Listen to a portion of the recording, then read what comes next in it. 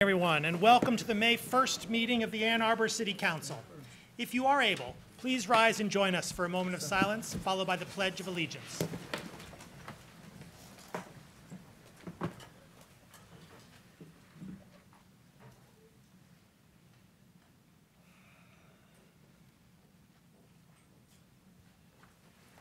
I pledge allegiance to the flag of the United States of America and to the republic for which it stands, one nation, under God, indivisible, with liberty and justice for all. Would the clerk please call the roll of council? Councilmember Kalasapathy? Here. Councilmember Frenzel? Here. Councilmember Westfall? Here. Councilmember Lum? Here. Councilmember Grand? Here. Councilmember Ackerman? Here. Mayor Taylor? Here. Councilmember Eaton? Here. Councilmember Crapo? Here. Councilmember Warbachowski? Here. Councilmember Smith? Here. We have a quorum. May I have a motion, please, to approve the agenda? Moved by Councilmember Crapo, seconded by Councilmember Warbachowski. Discussion of the agenda. All in favor? Aye. All opposed? The agenda is approved. Do we have communications today from the city administrator? Yes, Mayor, just a couple of very quick things.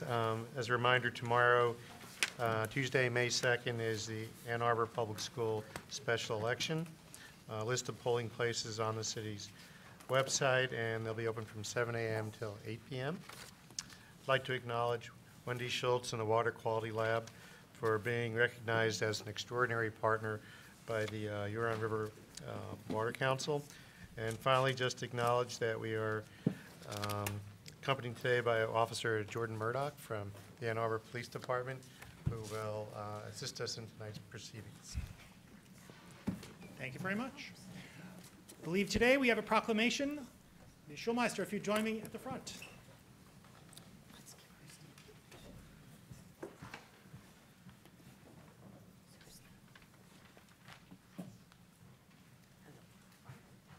Thanks so much. Thank you.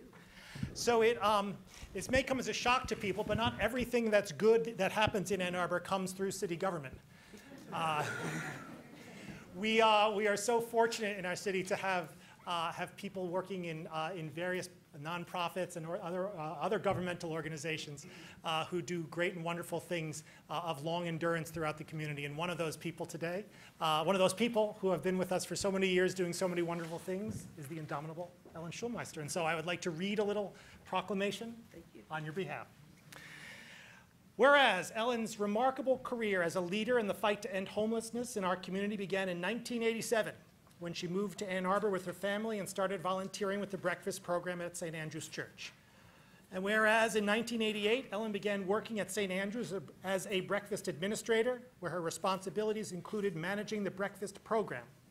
And whereas the Shelter Association started as a small 25-bed rental unit on Division Street before moving to an old church on Huron in 1984. And as the only shelter in town, it suffered from overcrowding and underfunding, despite the hard work and strong commitment from its members. And whereas in 1986, the Shelter Association came to the city of Ann Arbor and Washtenaw County and stated that they would cease to exist and be forced to close their doors for the winter unless the county and city could contribute funding to keep it afloat. An agreement was reached and has resulted in the Shelter Association becoming a high-functioning not-for-profit that not only runs the Delana Center, but provides leadership to end homelessness in our community. And whereas Ellen helped design, fundraise, and lead the search for a centralized location for the new shelter. And in 1988, she was hired as the shelter executive director through a community initiative and the sponsorship of Sister Yvonne Gillies and the St. Joseph Mercy Health System, which formed the Washtenaw Housing Alliance. And whereas the Delana Center opened in 2003, and Ellen continues to serve as its executive director, where she helped design and execute the winter program, including the Winter Warming Center, and helped draft the community's blueprint to end homelessness. Most recently, she played an integral role in the Zero 2016 initiative, a national movement to end chronic homelessness among veterans. And whereas it is with a strong sense of appreciation for the outstanding contributions and admirable leadership that she has provided to the Ann Arbor community for nearly 20 years, that the city of Ann Arbor congratulates and honors Ellen Schulmeister. Now, therefore, I, Christopher Taylor, Mayor of Ann Arbor, Michigan, do hereby proclaim and honor Ellen Schulmeister and declare May 15, 2017 as Ellen Schulmeister Day, in the city of Ann Arbor.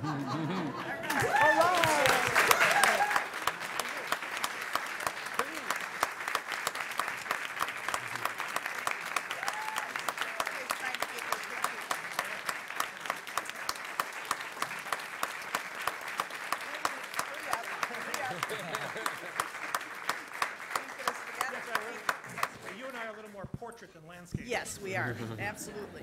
All right, let me just, can I do this? Oh, I see, okay. It's all new equipment here. All right, thank you so much, and I am humbled and honored by this proclamation. Retirement is a time of reflection and preparing for new adventures. While reflecting on my time at the Shelter Association, I am thankful for many things. For the circumstances that brought me here in the late 80s, for St. Andrew's Episcopal Church for spiritual growth and professional experience, for the various executive directors of shelter, housing, and service agencies who supported me, educated me, and helped me develop the Washtenaw Housing Alliance. This special group of colleagues have shown extraordinary tenaciousness in challenging the status quo and working together for change. For a concerned and active city government that has wrestled with the long-term challenge of ending homelessness while balancing the solution of affordable, supported housing with other issues and mandates. For a very caring community that rose to the occasion when asked to build a new shelter and took a chance on handing it over to me, my staff, and my board of directors, with the task of creating a program that was focused on housing people who were experiencing homelessness in our community while helping them with their basic needs services.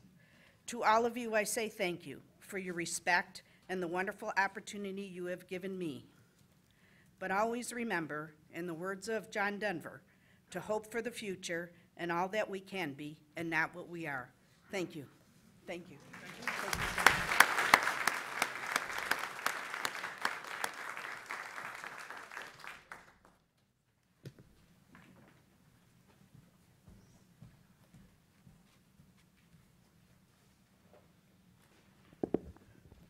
We now come to public comment reserve time. Public comment reserve time is an opportunity for members of the public to speak to council and the community about matters of municipal interest.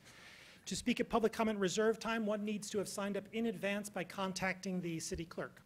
Speakers have 3 minutes in which to speak, so please pay close attention to the time clock.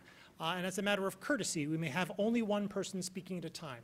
Finally, if you require assistance in speaking before council, we'd be delighted to provide it to you. Our first speaker today is Jessica Przinski.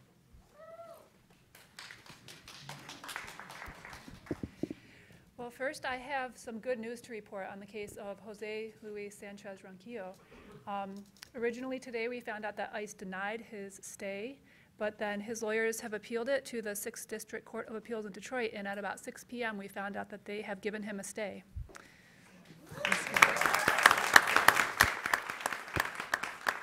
Now, this is a temporary victory. What it means is we have until the end of May to get the briefs in for the motion to reopen his case. But for right now, he will not be deported, and one of his lawyers, Monica Smith, is on her way to New Orleans right now to make sure that they don't put him on the plane tomorrow morning.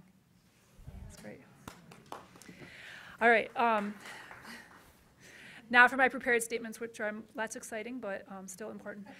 The way our community came together for Jose Luis, for Demba Bagayoko, and for Yusef Ajin has been truly inspiring.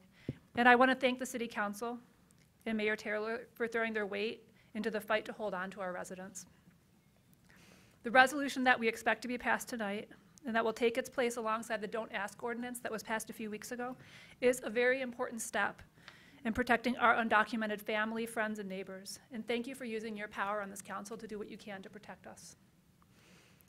Now that we're nearing the end of the process of the City Council doing what it can through ordinances and resolutions, I'd like to talk about this resolution's place in the larger picture of defending immigrants in our community and in resisting the backward, reactionary slide of our country and world. Having our local government and police not voluntarily aid the federal government in persecuting undocumented people is only the first step. Our community is going to have to take further steps to provide real defense to immigrants and to try to stop people from being taken from us. So if you or anybody that you know is called to appear in front of ICE as part of a routine check-in, don't go alone. Nothing is routine anymore. You can call the Rapid Response Hotline at 734-224-4632 before your appointment, and that way we can send someone with you. We can try to provide legal advice, do whatever we can so that you're not in the situation alone. And then if someone is detained, we will have more time to try to put together a legal case. We need a small number of churches, synagogues, or mosques to step forward as possible sanctuaries. So if we know that someone is going to be detained, we can fight the legal case from them living in a church instead of them staying in a jail. I believe you can't stop the backward slide of a civilization without bold action, and some of these actions will have an element of risk for those prepared to act. We all have to decide for ourselves what level of risk we are prepared to do. And lastly, I just want to thank the City Council for the work you've done in the past and tonight. And your work is one of the reasons I believe Ann Arbor is one of the best places to be during these dark times. Thank you. Thank you. Our next speaker is Alexandria Schultz.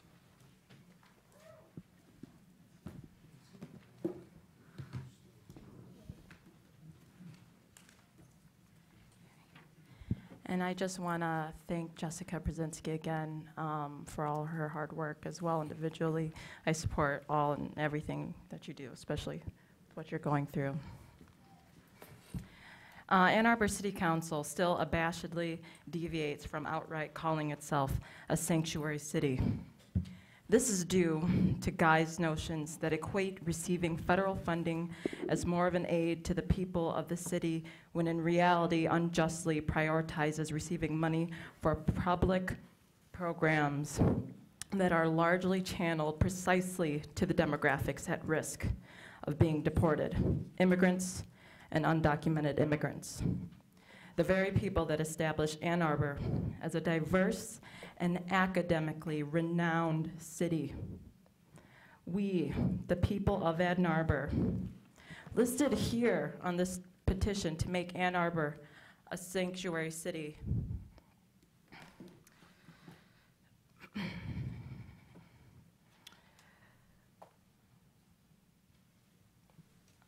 me find my place.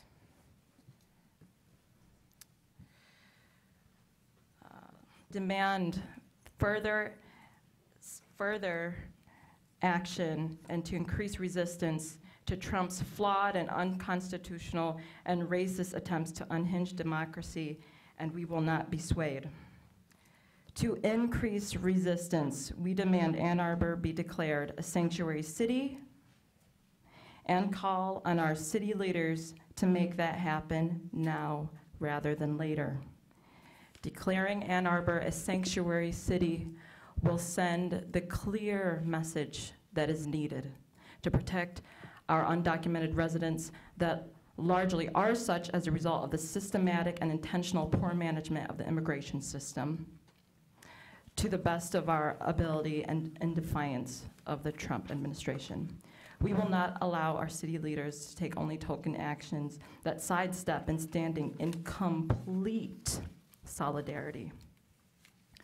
I, Alexandria Schultz, and again, those listed here on the petition below, call on all of you, on our city leaders here, to keep passing policy that supports resistance to Trump's administration by also making Ann Arbor a sanctuary city. Thank you. Thank you. Our next speaker is Michael Suotkakis.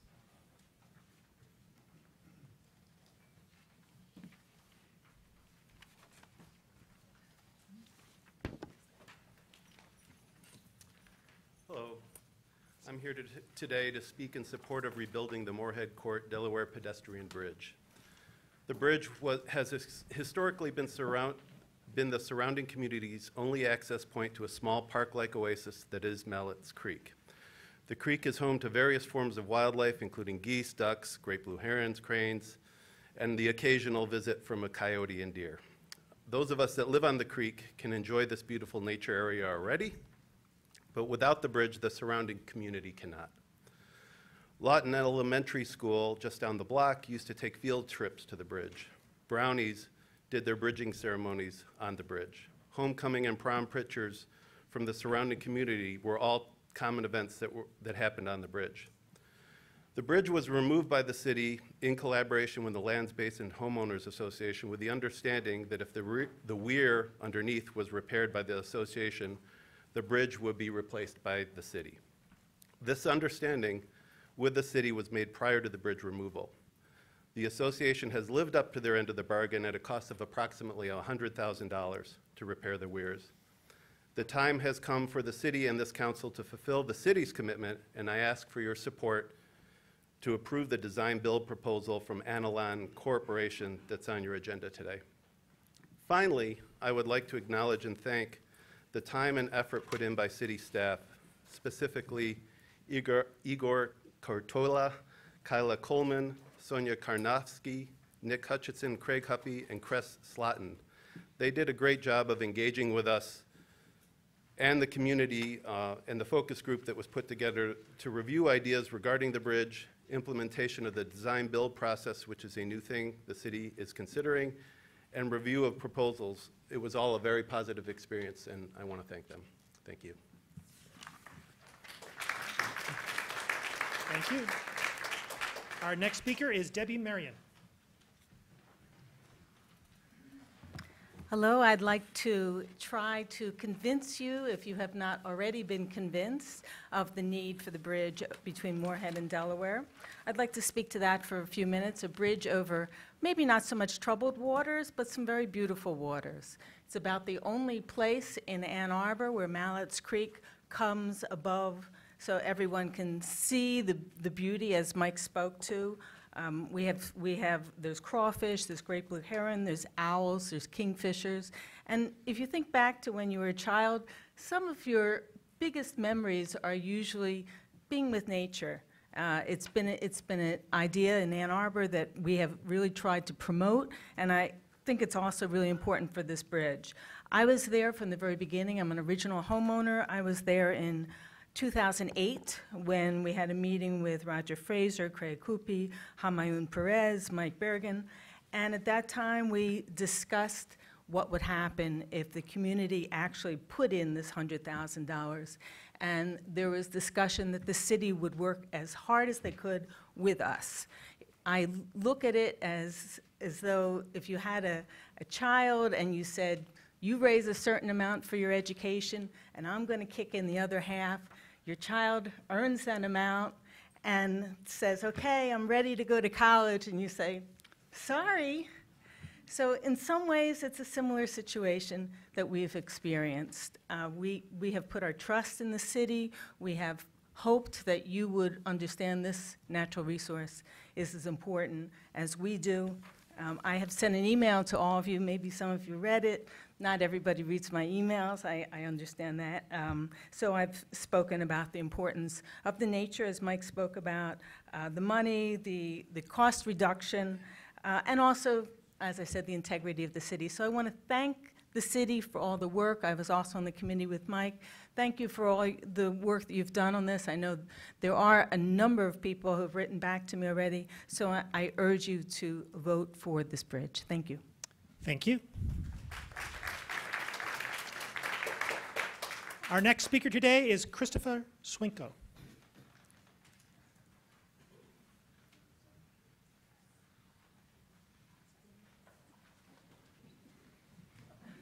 Whom I understand called today on behalf of a number of students, and we're delighted to hear them speak. Yes, thank you. Excellent. So I'll say a little bit, and then if they can take over. Good evening, and thank you to the City Council for allowing us a chance to speak. My name is Chris Swinko. I'm a 3rd and 4th grade teacher at Summers Knoll School here in Ann Arbor, and we are here in support of the amendment being proposed by Councilman Zach Ackerman. This amendment will enable schools to raise a small flock of hens on school grounds. As an educator, I feel this provides us with an excellent opportunity to engage students in authentic work where they are challenged to solve problems, understand systems, and collaborate with each other and their community. This opportunity encourages us to work with our hands, our minds, our hearts, and each other. I'd like to introduce some of my students to say a little more about what this means to us. First, Eliza Braunschneider. Hi, I'm Eliza. I'm a 4th grader at Summers Knoll, and I'll be talking to you about working with our heart. Working with our hearts means we get to care about what we learn. If you don't care, then learning isn't fun. It's important for it to be fun because if you don't enjoy what you are doing, you won't want to focus on it and it won't be good. Taking care of animals and learning about them helps you care more about all living beings. This helps you choose things that benefit others and not only yourself. We would work with our hearts when we were caring with the chickens because you connect with them and you make sure that they have everything they need to survive. Next is Etienne Rouillard. Hi, I'm Etienne. I'm a fourth grader at Summers Knoll. I'm going to talk about working with others. We think kids should be able to work together. When you work together, you get different perspectives on things, increase your knowledge, and share facts. We would need to work together a lot to take care of the chickens. We would have to figure out who would feed them, clean their coop, and collect the eggs. If we didn't work together, the chickens might get fed too much or not enough. We would also have to work together to build the coop. That way, we can make sure it's a coop that the chickens will like and is safe for them. Ishan Daperlehi. I'm going to be talking about working with our hands. We think kids should be able to work with their hands at school. With a first-hand experience, it is easier to understand what you're learning. You get to use your senses. When you use more of your senses, you make better connections in your mind and with the world. If we had chickens at Summers Knoll, we would be able to use our hands to build a coop, take care of the hens, and collect the eggs. And Josiah Dean Ware. I'm Josiah Dean Ware. I'm a fourth grader at Summers Knoll School, and I'm going to talk about working with our minds. If you can't work with your mind, it's hard to do anything. You need to think about what you are doing before you can do it. It's kind of like trying to bake a cake without a recipe. We would be working with our minds if we had chickens at Summers Knoll. We would have to study the anatomy of chickens, what they can eat and what they can't, what diseases they might get, and what the symptoms are. We would have to think like detectives. You also learn not to procrastinate because if you procrastinate with living, you can't procrastinate with living animals. I also want to thank Ananya Daperlehi for her work last year on getting our chicken presentation together. And we thank you. We hope that you have our support. Thank you.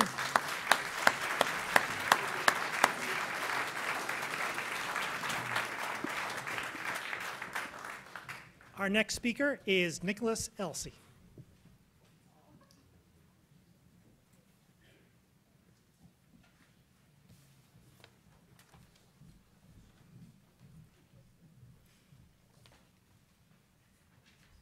My name is Katie Gruber. I represent the Washtenaw Area Apartment Association. We are pleased to report that delegates from the Apartment Association met today with the Ann Ms. Arbor. Gruber, this was Nicholas Elsa. I don't think I can represent the Apartment Association for him. I'm afraid are you Mr. Elsa? Nick's not here, she's taking his place, please. There is a prohibition against delegating time to others. It's obligated if the person calls in, then they're the person who's called in. Okay. So, Mr. Mayor? yeah. I'd like to move to waive that rule for this particular speaker. Is there support? Please continue. Okay, thank you. Thank you. Sorry about that, everybody. We are pleased to report that delegates from the Apartment Association met today with the Ann Arbor Community Services Director, Derek Delacour, and the Project and Programs Manager for Community Services, Leisha Turner-Tolber, in regard to the proposed fee schedule going to City Council at the meeting tonight. We'd like to report the positive direction we feel things are going and the changes the group agreed to. Along with the proposed fee increases, the Community Services Division will extend the Certificate of Compliance one additional year if the property's inspection has no violations on the first inspection. So the next inspection would be 3.5 years instead of 2.5 years. The new $50 fee for the temporary certificate will be removed from the proposed changes.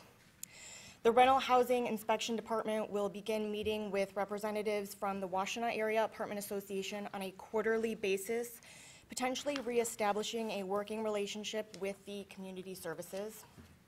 To work to improve customer services, we expect the Rental Housing Department could soon institute a feedback survey procedure for all owners and managers to report on their experiences with the inspector and the inspection process. The association wanted to be sure to send a representative to the council meeting this evening to have on record that we appreciate that Mr. Delacourt and Ms. Turner-Tolbert took time to meet with our delegates today to explain their intentions on the new fee structure. If the voting on this fee structure does in fact get tabled tonight, as we recommend, we expect to meet with Mr. Delacourt and Ms. Turner-Tolbert again before the 15th to see if there are further changes that could be made. We are optimistic that we will be able to improve the process to ensure health and safety for our residents. Thank you. Thank you. Our next speaker is William Burnham.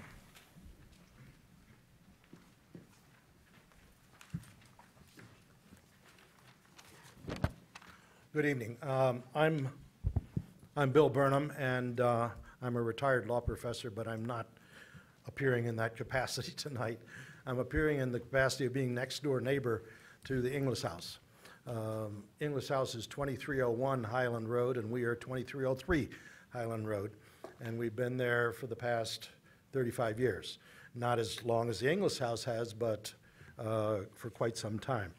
I am speaking in favor of the designation of a historical district, the house and grounds as a historical district.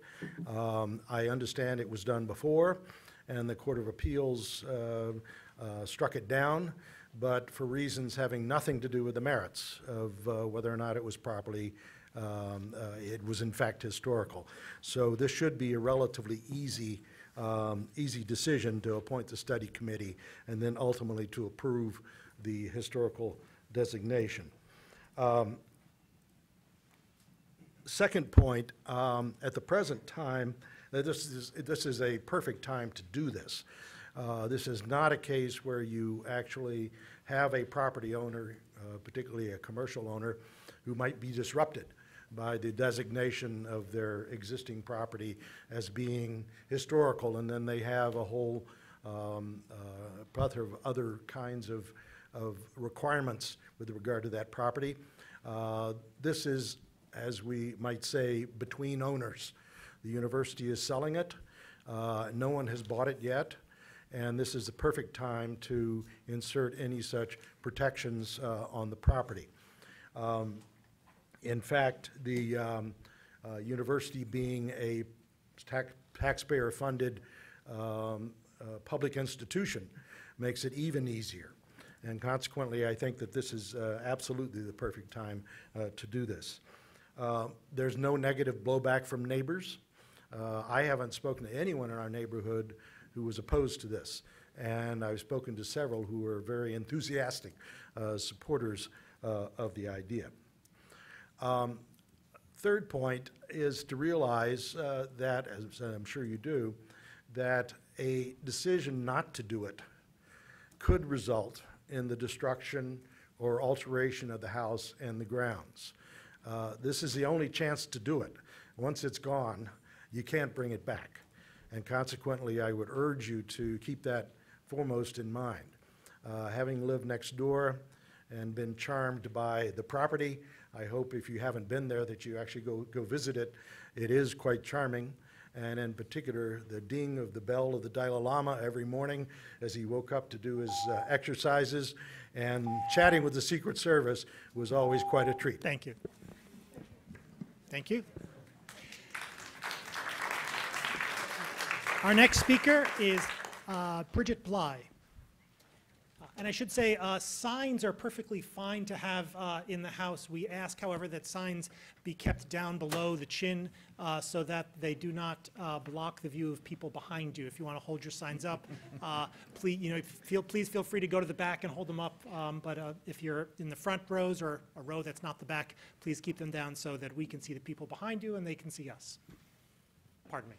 Thank you very much. That's all right. I'm Bridget Bly, and I'm also here speaking in saying I hope you approve the consent agreement that will establish the study committee for the Inglis House historical designation. I wanted to speak for one moment about the dual role that the Inglis House has played in Ann Arbor and the dual agency that it will take to save that house. The Inglis House, of course, was first the family home of Detroit industrialist James Inglis, and his wife Elizabeth was a horticulturalist and created some of the most beautiful gardens in the state. The Inglis' second role, of course, was as the Blair House of the University of Michigan, welcoming guests like Gerald Ford, like the Dalai Lama, like Poet Laureate Robert Frost when they came to visit. In addition, it was the site of many hundreds of dinners, 10-year celebrations, lunches, and educational forums. The point I would like to emphasize is the way that the Inglis House has, over time, been a halfway place between the university and the larger community, going all the way back to when Elizabeth Inglis was president of the local gardening club, and the U of M Regents awarded a Distinguished Alumnus Award to James Inglis. The house's location in the Highlands neighborhood, but adjacent to the Arboretum and walking distance from the university, perfectly captures that duality. In the time of the university's ownership, many organizations met there. The Faculty Women's Club had meetings and luncheons at the Inglis House. The Economics Club had dinner meetings there. Ford Motor Company had dinners there. There was an annual Chrysler luncheon. These are organizations that have ties to the university, but each reaches out into the wider community. And for that reason, the Inglis House has many supporters in the wider community. People from both the university and community have signed a petition to save the house. 350 of those names and comments I forwarded to the council last week. And I just wanted to note that the signatures keep coming in. We are up to 450 names now and counting. And I will forward those additional comments to the study committee that I hope will be formed here tonight. Those comments come, as I said, not just from the immediate neighbors, but from the university faculty and staff, present and past, from proud Ann Arborites, and from fans of Michigan's past. So I would like to propose that it takes two, town and gown. Representatives of the university have said that they have some latitude in which offer they accept for the Inglis House parcel. They have stated that the best offer from the point of view of the university is one that leaves the house standing. On the other hand, the university wants to maximize the scholarships they will be funding with the money from the Inglis House. So we need the city's involvement as well. Our community is diminished when such a structure is lost. So let's invite the university to join us in preserving a building that is important to both our histories. Let's save the family homestead of a respected local family. Let's save the place where the most important visitors to Ann Arbor stayed. Let's save the location of so many 10-year celebrations and academic meetings. Let's save the elegant house and gardens that give us continuity with our past. Let's save the best architectural example of English country house we have, because it will take all of us to work together and get it done. Thank you. Thanks a lot. Our next speaker is Esther Kite. Hi, I'm Esther Kite. I'm granddaughter of Jean Inglis Selby, and I'd like to read a letter on behalf of my family. Dear members of the Ann Arbor City Council, my name is Susan Inglis O'Dwyer, and I'm writing on behalf of the extended Inglis family and Inglis descendants listed below. We appreciate your consideration for forming a historic preservation committee to review the status of our ancestors' home known as the Inglis House. We are greatly encouraged that, as we understand, should the house warrant this designation, it would preclude its destruction since both the house and grounds have recently been listed for sale. As we believe you know, the house and grounds were given to the University of Michigan in 1951 by my great-great-uncle Jim and Aunt Elizabeth. While I am admittedly not an expert in terms of what constitutes such an honor, surely the fact that this magnificent home was and has, on behalf of the public, extended hospitality to a President of the United States, the Dalai Lama, and other dignitaries from various walks of business, government, the arts, and scholars of every type over its lifetime would warrant saving it from demolition. If you have been to our ancestors' home, you know that it is a stunning piece of Ann Arbor history as well as architecture. A little about the man who could afford to build, during the Depression, such a mansion. James Inglis was a contemporary of Henry Ford's, and as founder of the American Blowing Company, a true industrial revolution entrepreneur. We respectfully request a vote of support be taken to research the necessary steps to place the house and grounds under such a historic designation. Sincerely and appreciatively, Susan Inglis, James Inglis, Elizabeth Inglis, Andy Inglis, George Heckscher, Robert Heckscher, Megan Heckscher, Kathy French, Jonathan French, Eduardo Suarez, Luis Miguel Suarez, Dottie Inglis, Dottie is James Inglis's granddaughter, Margaret Inglis, Scott Inglis, Eric Inglis, Jim and Sandy Butler, Ingrid Inglis, Jean Inglis and Ted Selby, Jennifer and Doug Selby, Kathleen Selby, Kiara Selby, Sean Selby, Theodore Bunch, Nathan Bunch, Naomi Caesar, Drew and Esther Kite, Lucian and Francesca Caesar, Kristen Inglis, Sarah Inglis, David Inglis, Rebecca Selby Cox. Thank you. Thank you. Our next speaker is Henry Herskovitz.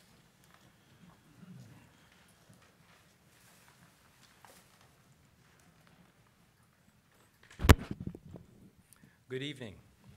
A couple of events have occurred since last time I addressed council that bear notice. First, in addition to the weekly vigils our group, Witness for Peace, hold every Saturday, I also serve on the board of advisors of an organization, Dear Yassin Remembered, which commemorates the massacre at that village prior to the formation of the Jewish state. In February, I signed a 3-month contract with Adams Outdoor Advertising to run a billboard sponsored by Dear Yassin Remembered. And it ran for only a week before the company received so many irate calls from powerful sources that the billboard was removed. The message of the billboard was a mere extension of President Trump's familiar words. Our sign reads, "America first, not Israel." The second event has now been documented by our friends at the Washtenaw Jewish News, WUOM, the Michigan Daily, and others. Dear Yassin Remembered has been misidentified as a hate group by the Southern Poverty Law Center under the subcategory Holocaust Denial. In fact, I have been castigated by former council member Joan Lowenstein as a, quote, full-fledged Holocaust denier. And it's been reported that some current council members have heard Holocaust denial in my words. So what does Holocaust denial really mean? Fortunately, Dan McGowan, executive director of Dear Yassin Remembered, has penned a definition which was printed in a Geneva, New York newspaper and almost cost Dan his professor emeritus status at Hobart and William Smith colleges. He writes, "For most revisionists, their arguments boil down to 3 simple contentions. 1, Hitler's final solution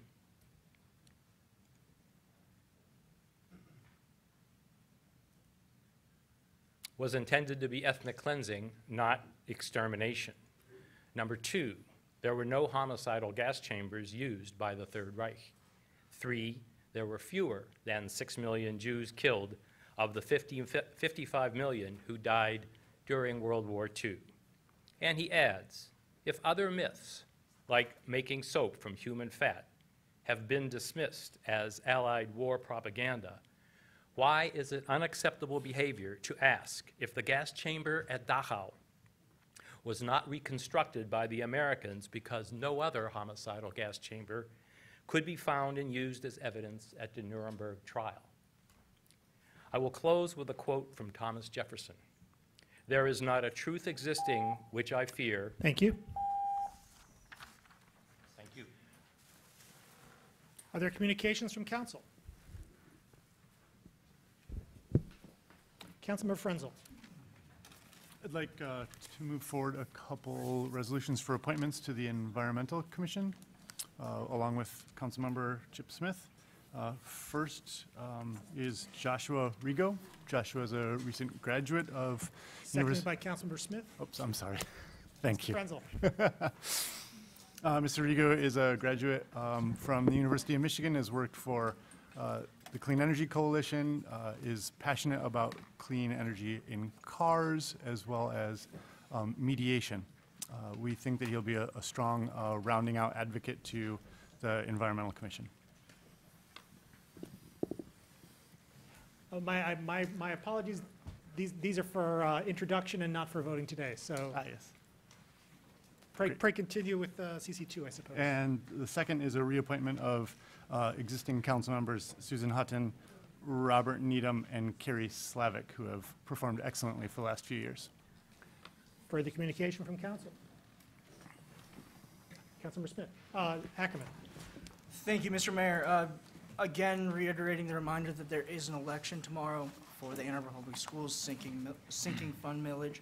A reminder specifically to Ward 3 residents living in precincts 4 and 7 that your polling location has once again changed from Patton Gill School back to Allen Elementary School at 2560 Towner Boulevard.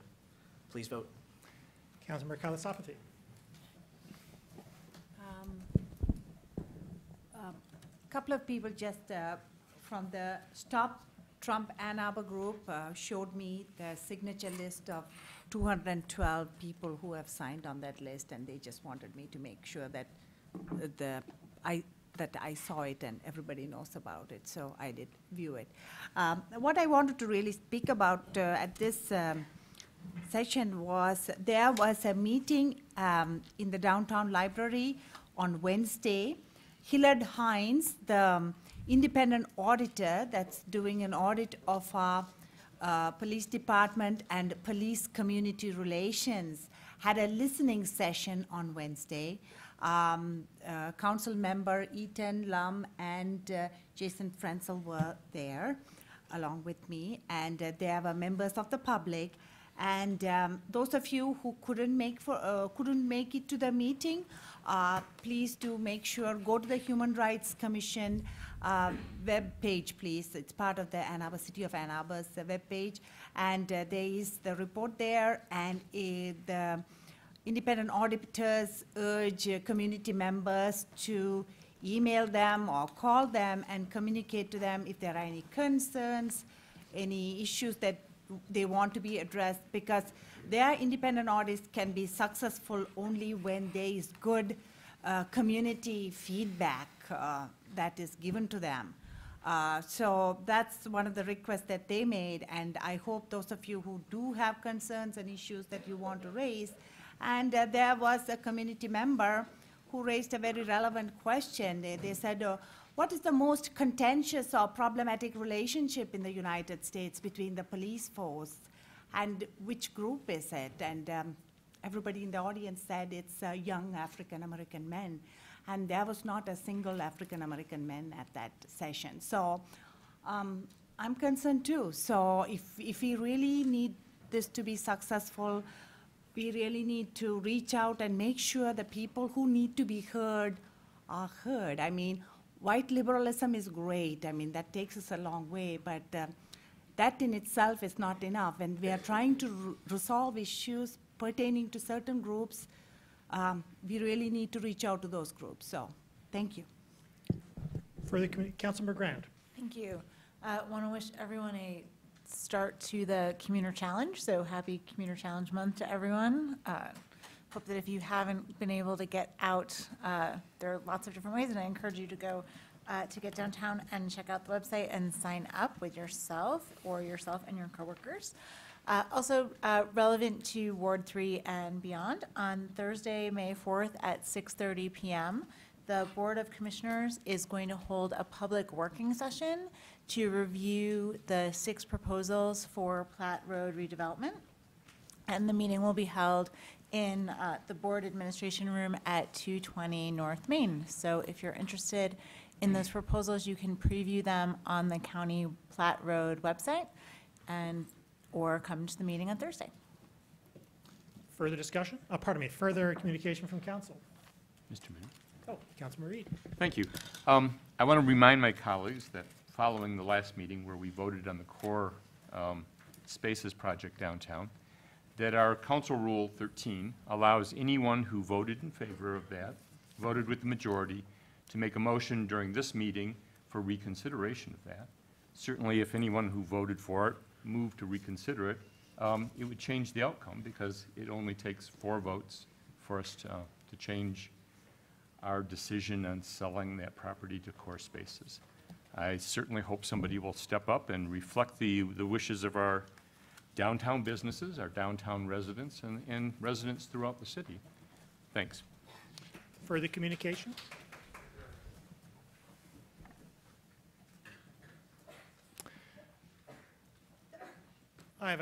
Would like to request confirmation of the following appointments that are placed on the April 17, 2017 agenda for your consideration. To the Airport Advisory Committee, Greg Ferris. To the Building Board of Appeals, Robert Hart. To the Design Review Board, Tamara Burns. To the Downtown Development Authority, Rishi Narayan. To the Energy Commission, Carlene Colvin-Garcia. To the Local Development Finance Authority, Laura Hayden. To the Park Advisory Commission, Pravina Ramaswamy. To the Planning Commission, Shannon Gibb Randall. To the Public Market Advisory Commission, Joel Panozzo. To the Transportation Commission, Bradley Parsons, Melissa Stultz. To the Zoning Board of Appeals, Julie Weatherby. May I have a motion, please? Moved by Councilmember Lum, seconded by Councilmember Westfall. Discussion? All in favor? Aye. All opposed? Those appointments are approved. I'd like to recommend the following nominations for your consideration. To the Airport Advisory Committee, Melanie McNicholas. To the Ann Arbor Public Art Commission, Allison Buck and Colleen Crawley. To the Energy Commission, Bridget McComber. To the Housing and Human Services Advisory Board, Amanda Carlisle. David Blanchard and Anna Erickson. To the Human Rights Commission, Rick Ratliff. To the Public Market Advisory Committee, Holly Parker. To the Zoning Board of Appeals, Dave DeVarty.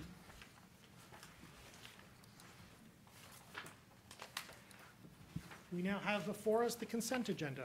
We have a motion, please, to approve the consent agenda. Moved by Councilmember Ackerman, seconded by Councilmember Frenzel. Discussion of the consent agenda. Councilmember Lum. Thank you, Mr. Mayor. There are a couple of items on the consent agenda that are of particular interest to the folks in the second ward that I'd like to speak to. There's no need to pull them out of the consent agenda, however, and hopefully both will be approved. The first is CA6, which is a resolution to establish an historic district study committee for the Inglis House and the 9-acre property that U of M recently announced it will be putting up for sale. I wanted to first thank the neighbors for their active involvement in this, as evidenced by the 450 petition signatures and counting. That's really impressive. And as Ms. Bly indicated, it does reflect the support in the wider community. And as we all know, we've also received letters of support from U of M, many U of M folks. So thank you very much. It's impressive indication of support, and it's also indicative of the genuine and passionate interest folks have in preserving this community asset. Although it appears that the decision to sell the property is still proceeding, the interest expressed by neighbors and by folks affiliated with the university in preserving the historic home and natural area next to the ARB has led to this resolution tonight. I would also like to thank staff, particularly Jill Thatcher, for the efforts in taking the lead in promptly developing this resolution for tonight that creates a study committee. It is, as Mr. Burnham said, it's the perfect time to do this. We are between owners, and this is really our only chance. And it is, as we all, I believe, appreciate, a significant, again, property and asset. The resolution creates an historic district committee to make this recommendation, and it's also important to clarify the scope of the study is the Inglis House and the 9-acre property, not the surrounding neighborhoods. There was a bit of confusion about that. I also would like to echo the message you heard tonight to the university community, and that is that it takes both of us. We need the university, and there's a positive indication that they will work with us on this to enable our community, the interested members of our community, to give us the needed time, give everyone the needed time to have the study committee do their work, present their recommendation, and do do the necessary due diligence to ensure that this property can be protected. And so I too would invite the university to join us in this regard and to do what they can to hold off on, the property is now listed, but to hold off on selling it so that this due diligence can proceed as needed. So thank you. And then, if I may, just the other significant consent agenda topic for the second ward, folks, is the Nixon Green Duvarin intersection project. So construction on the project is expected to begin June 19th and to be completed prior to the start of the school year in September. In order to minimize the construction period and not have to overlap when the school would be open, it is necessary, this is going to be tough for a lot of folks, but to completely close the intersection except for emergency vehicle access. A lot of people have asked about the detour plans. So I'm not clear about the detour plan exactly.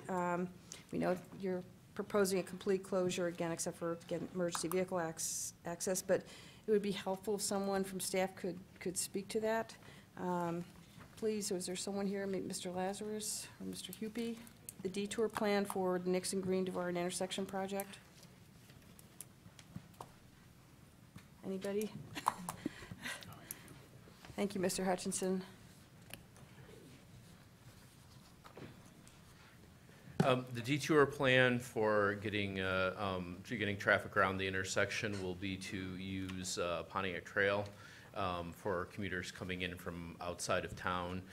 They will be directed down Pontiac Trail rather than coming down Green Road.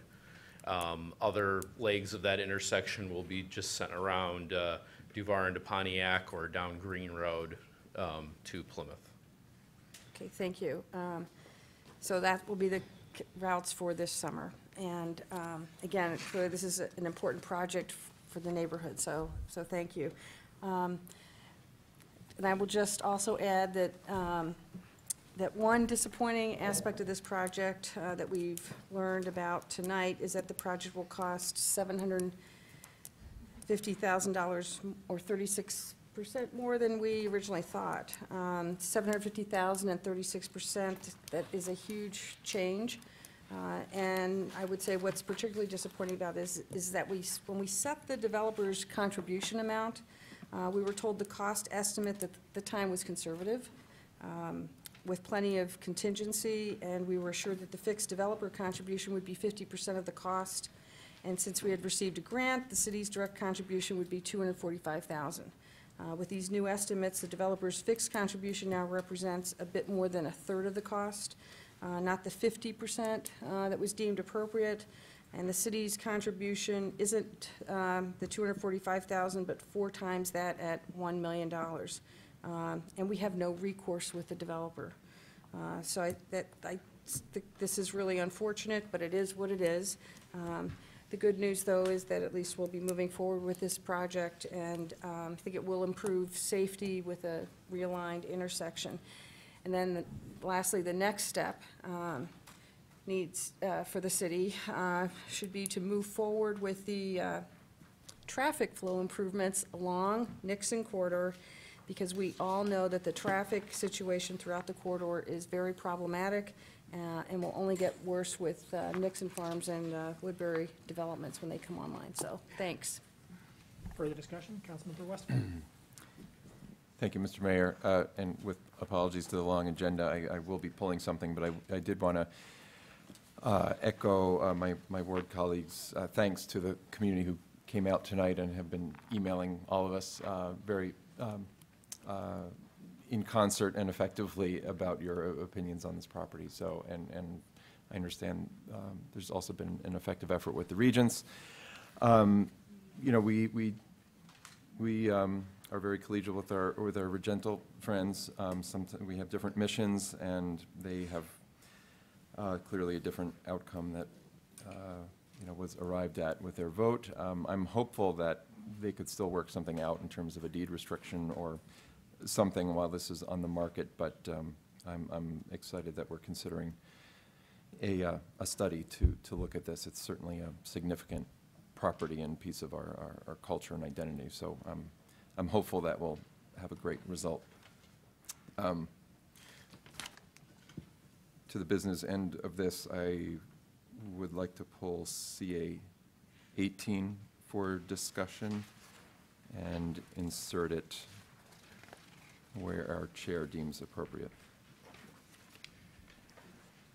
Let's put it at, Want to do it first because there's so many people here for this? let's put it after the ordinance, unless anyone has any objection, we'll put it at DC 0. First. Yeah, after the ordinances. Sounds good.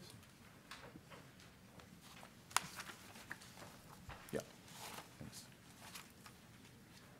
Further discussion of the consent agenda?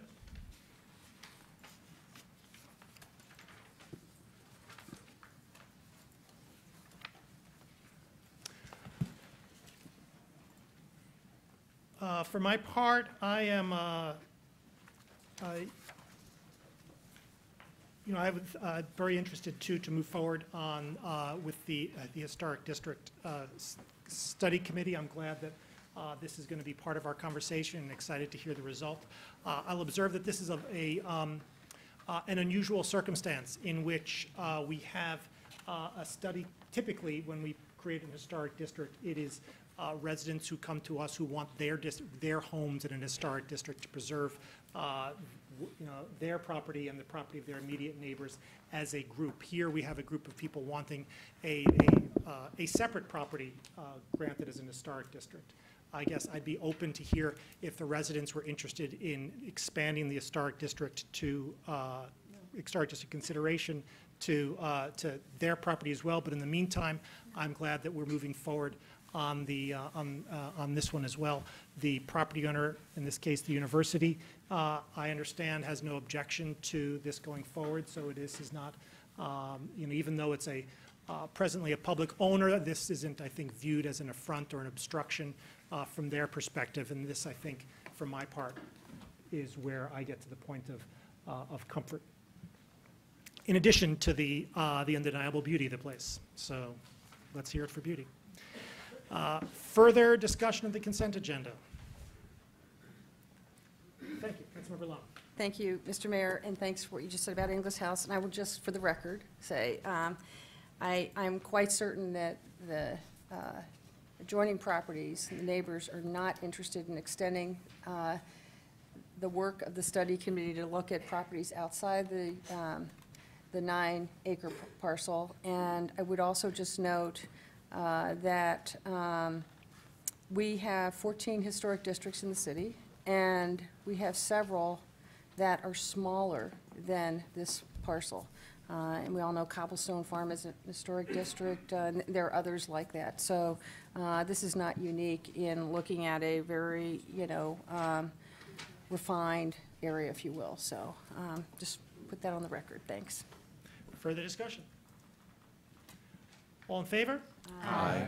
All opposed? The consent agenda is approved with the exception of C18.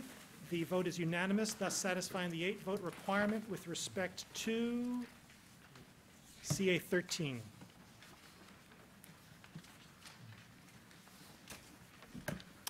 We now come, that's it?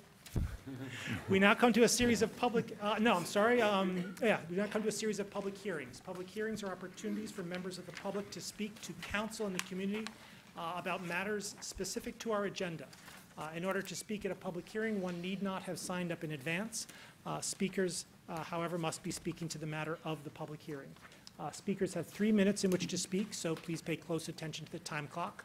As a matter of courtesy, we may have only one person speaking at a time. And finally, if you require assistance in speaking before council, we'd be delighted to provide it to you. Public hearing number 1, an ordinance to amend sections 263, 264, and 269 of Chapter 29, increasing water, sewer, and stormwater rates of Title II of the Code of the City of Ann Arbor. Is there anyone who would like to speak at this public hearing?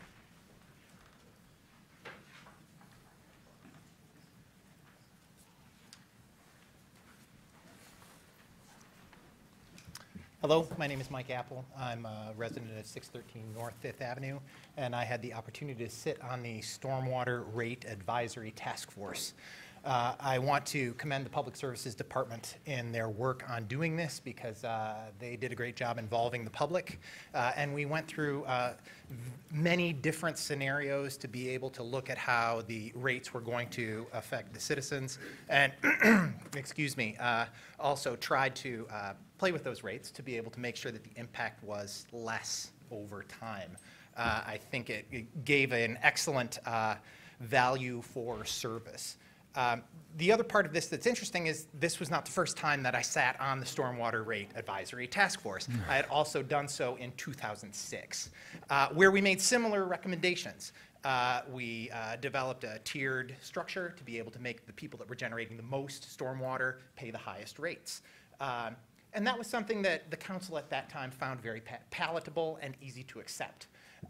And the council at that time did. However, they did not vote to actually raise the rates for stormwater and left public services dealing with many of the same problems that we had at that time, namely being able to look at the system and figure out what was actually wrong with it to be able to reduce all of our costs over time. I also have the pleasure of sitting on the Parks Advisory Commission, and I am co-appointed to the Environmental Commission. So when we look at some of the things that we are trying to do in terms of climate change and in terms of preparing our community to, our community to be more sustainable, I think this very much gathers what the policies that you as a council are trying to present. So I would encourage you to look at this, and I would also encourage you to think about how some of these same techniques for looking at value for service can be employed to other things that the Public Services Department is trying to do. So thank you very much. Thank you.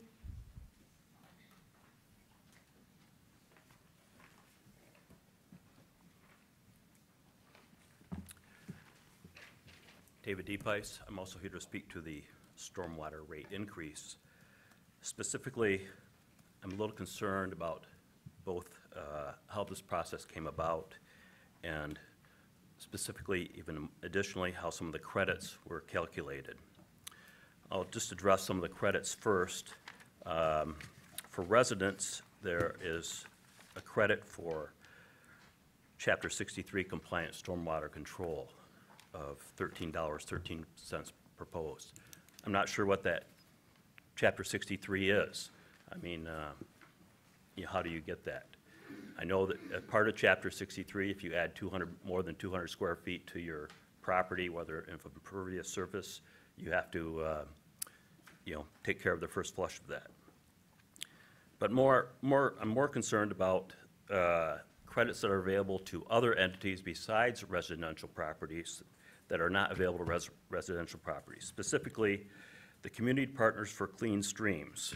This is, I believe, a Washtenaw County program that if you participate and meet their standards, commercial places can get almost 26% reduction in their stormwater charge. Additionally, if they reduce their discharge rate by 8%, they can get another 26% reduction.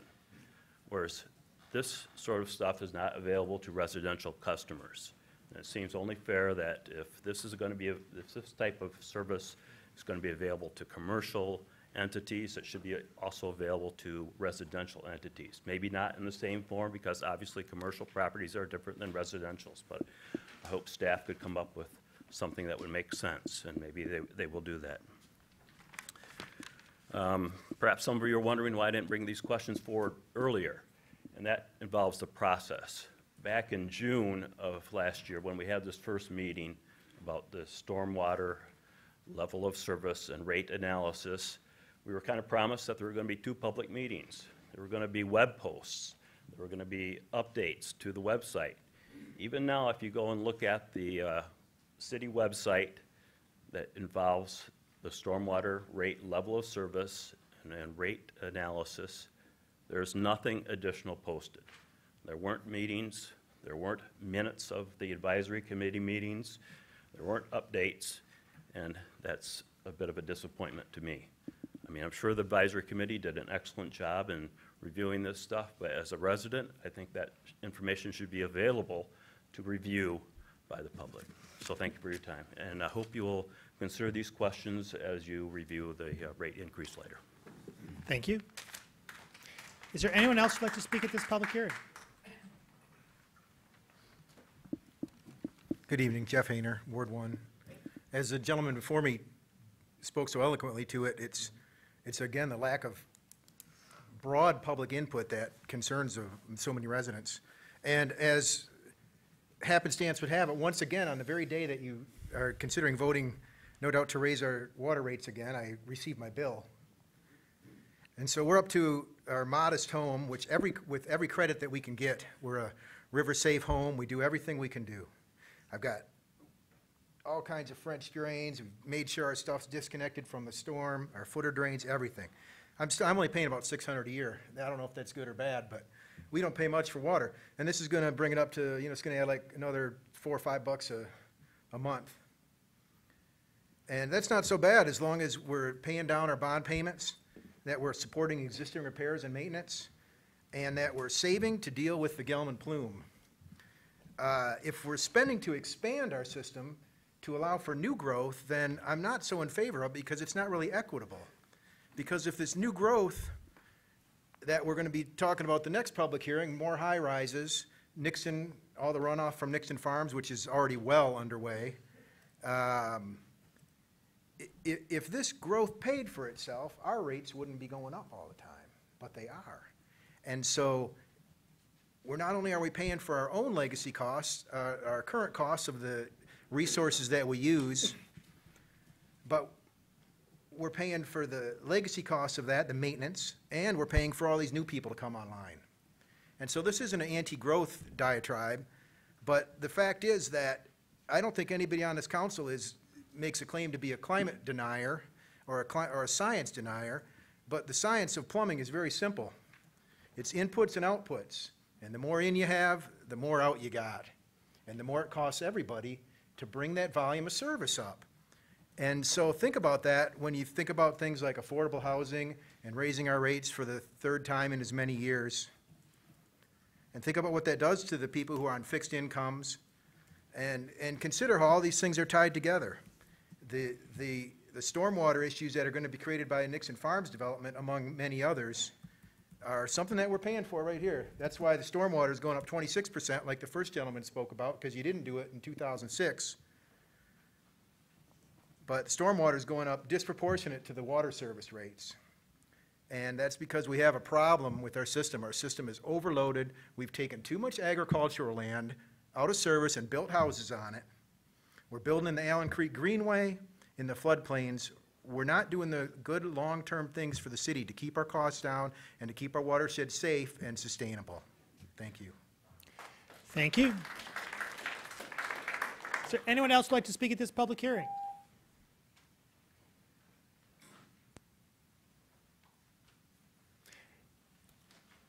Seeing no one, this public hearing is closed. Public hearing number 2, resolution to approve the Collegian North Site Plan and Development Agreement 1107 South University Avenue. Is there anyone who'd like to speak at this public hearing?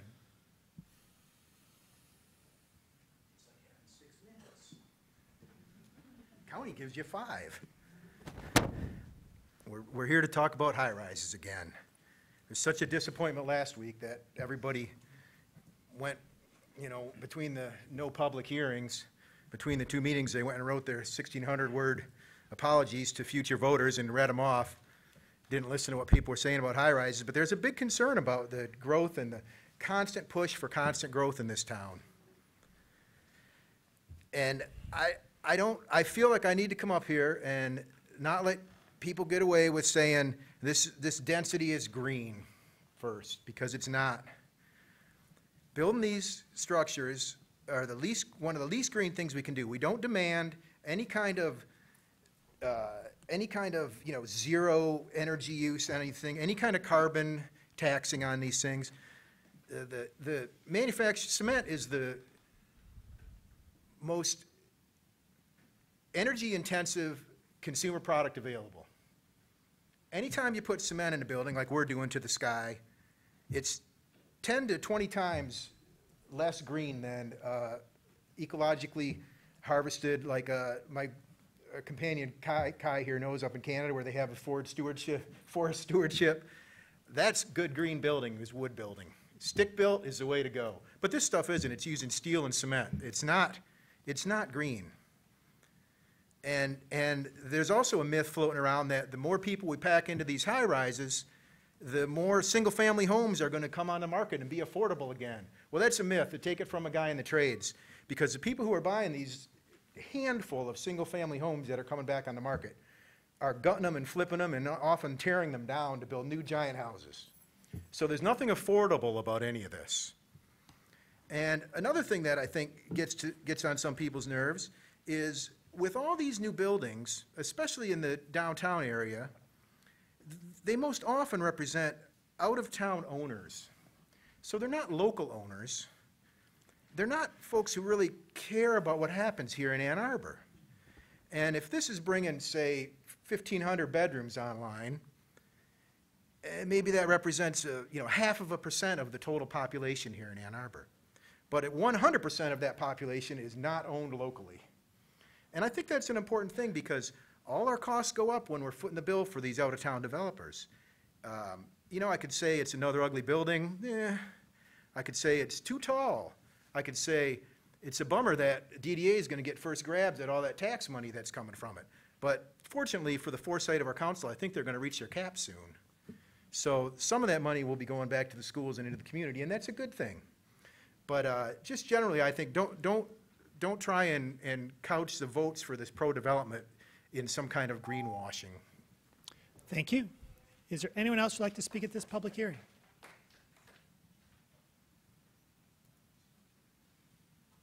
Seeing no one, this public hearing is closed. Public hearing number 3, resolution to approve 315, 317 South Main Site Plan, 315 and 317 South Main Street. Is there anyone who'd like to speak at this public hearing?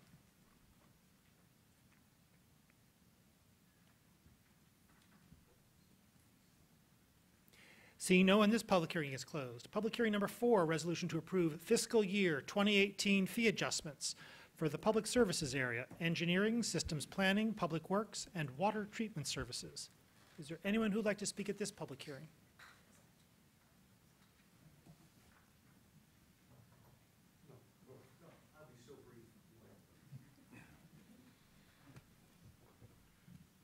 I'd like to second what someone came up from a woman from the apartment council came up earlier and said about the combining of the housing inspections.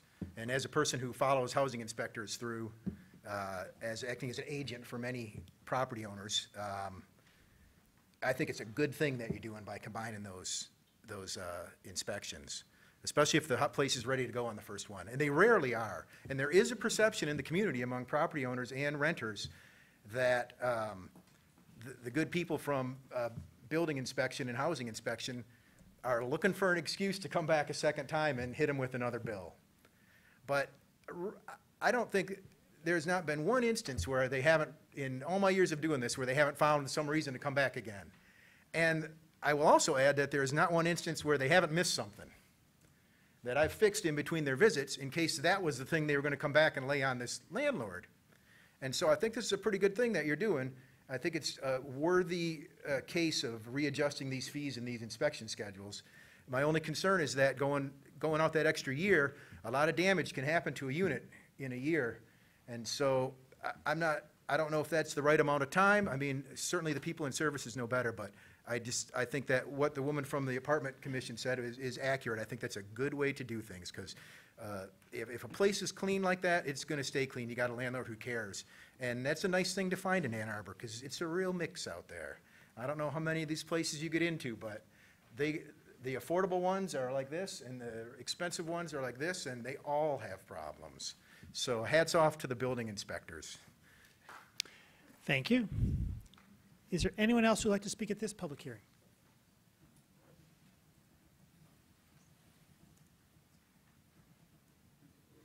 Seeing no one, this public hearing is closed. Public hearing number 5, resolution to approve fiscal year 2018 fee adjustments for the community services area. Is there anyone who'd like to speak at this public hearing? Please, just come on up.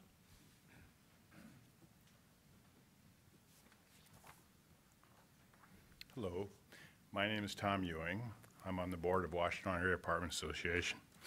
I was on the original board of RAH, Religious Action for Affordable Housing. I've been an Ann Arbor resident and landlord since 1969. Rooming houses are probably the only form of affordable housing that exists without government subsidy. They are completely supported by the private sector. In 1975, the city billed rooming inspections as if 3 rooms equaled 1 apartment. Using a theoretical 12-room house, that meant that in 1975, an inspection cost $40, and if a second inspection was required, it made the total cost $80 for 12 rooms.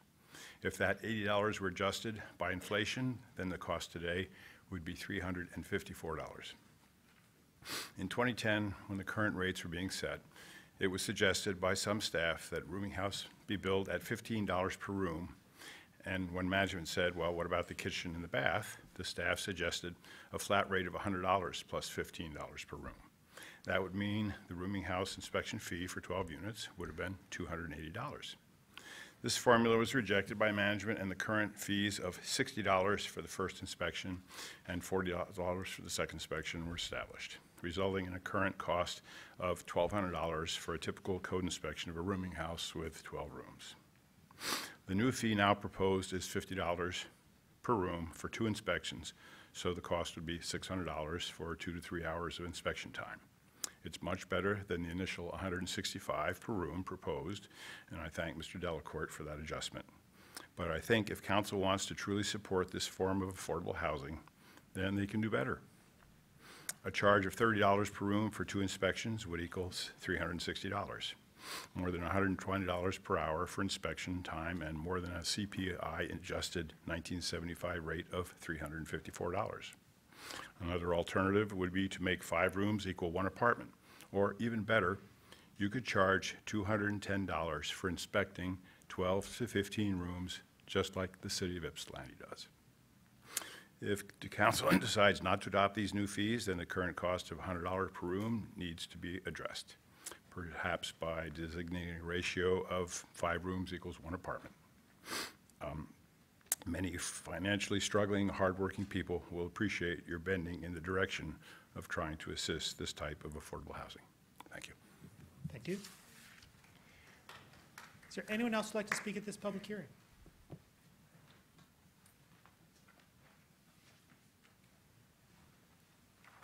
Seeing no one, this public hearing is closed. Public hearing number 6, resolution to adopt the Ann Arbor City budget and related property tax millage rates for fiscal year 2018. Is there anyone who'd like to speak at this public hearing? So I believe this is about the city budget. I just wanted to voice an opinion about the pedestrian crossings and all that kind of stuff. I think about East University, and as I travel up East University, there's a pedestrian crossing there. And there's no signage. And all too often I see, it's by the business school, and all too often I see students almost getting hit. There's also a car parking spot there right near that area, so that if a truck or an SUV is parked there, that blocks the view from any cars heading up that spot. So all I'm asking for is just more signage, make things nicer. Even on Fuller Road, as you drive along there, there's no lighting, no hawk signals. Drove past there one night, a lot of cars, it was night. Trucks, vans, all that kind of stuff, they can sometimes block the view, and so it's good to have a hawk signal there. So do pay attention to pedestrian crossings. I'll also point out, I'm going to hit on an old topic, but it's LDFA. I got to pick on one thing for my fellow council member over there. But I would like to point out that LDFA and Spark, as an extension of that, I guess, should be about small businesses in Ann Arbor. It's written up in the LDFA documentation, I believe. And so if Spark is doing things that are more outside of Ann Arbor and stuff like that, or with big businesses, I'd ask that when you do get to the LDFA spot, that you do pay close attention and put emphasis that, hey, this should be on small businesses in Ann Arbor and helping them out. So that's my 2 thoughts, help with the pedestrians and, you know, pay a bit more attention on small businesses in Ann Arbor. Otherwise, have a good day or an evening. Thank you.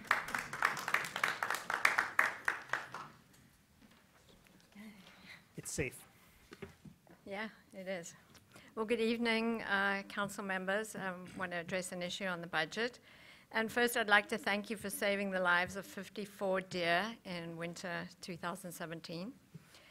You did this by voting for the non-lethal option of sterilizing the deer with an innovative surgical sterilization project. Am I at the right, talking at the right time? This is the first of its kind in Michigan. You showed that Ann Arbor can be humane and progressive. The sterilization program was a success, and research is beginning to show that surgical sterilization is a viable option, in more senses of the word than one, for managing deer populations and eventually maintaining populations at an acceptable level without culling. But as you well know, as we come to the budget, surgical sterilization costs more than shooting deer. And at the November 2016 meeting, when you voted for the sterilization program, I pledged a donation of $12,125 to the City of Ann Arbor on behalf of local constituents. The purpose of this donation was to offset the additional costs of sterilization as compared with lethal means. I'm pleased to report that a nonprofit organization entitled Ann Arbor Non-Lethal Deer Management has been founded by local supporters of surgical sterilization and is now a legal entity in Michigan. We've been able to collect on the promised pledges, and as president of Ann Arbor Non-Lethal Deer Management and on behalf of our generous donors, our organization is pleased to make the pledge donation to the city tonight. I'd also not want us to forget the additional offset from the involvement of many community volunteers, and I'd like to recognize Bob McGee for his efforts in coordinating those who donated hours of their time and supplies and food. In the next few weeks, you will be deliberating on the city budget. I'm aware that this is a very difficult task. Funds are finite, and there are many competing priorities. We know there's a great deal of support in the Ann Arbor community for non-lethal management solutions for deer, and are confident that additional donations could be forthcoming if a non-lethal option is included in the 2018 budget. We urge you to vote to renew the funding in 2018 for the non-lethal deer sterilization project, which was planned as a 4-year program, and given its success, deserves to be continued. Now, Sabra Senzata, treasurer of the Ann Arbor Non-Lethal Deer Management nonprofit, will be coming to the podium to present the donation to the city. Thank you.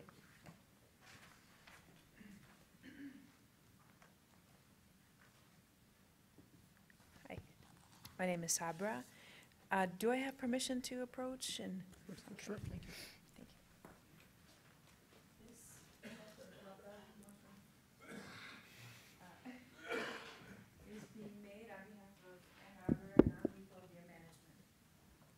Thank you very much. Yes.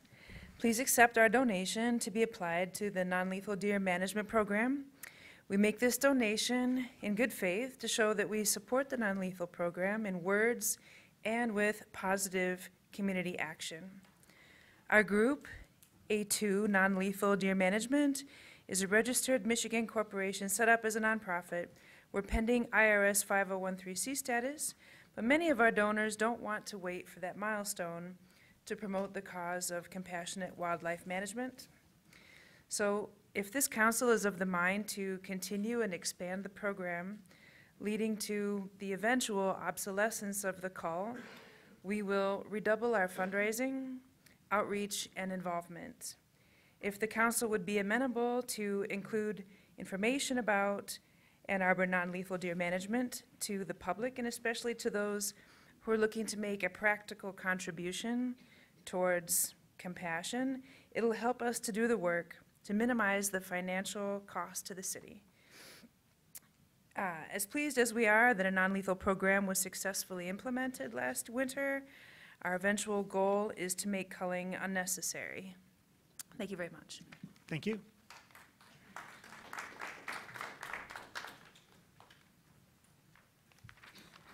Sorry for cutting in line. I have to pick my daughter up in 5 minutes, so I appreciate you letting me step ahead. Thank you, Mayor Taylor, Mr. Lazarus, City Council. My name is Susan Hutton, and I am the chair of the City of Ann Arbor's Environmental Commission. Our commission is charged with advising and making recommendations to City Council and the City Administrator on environmental policy, environmental issues, and environmental implications of all city programs and proposals on the air, water, land, and public health. It is in this spirit that I offer my comments tonight.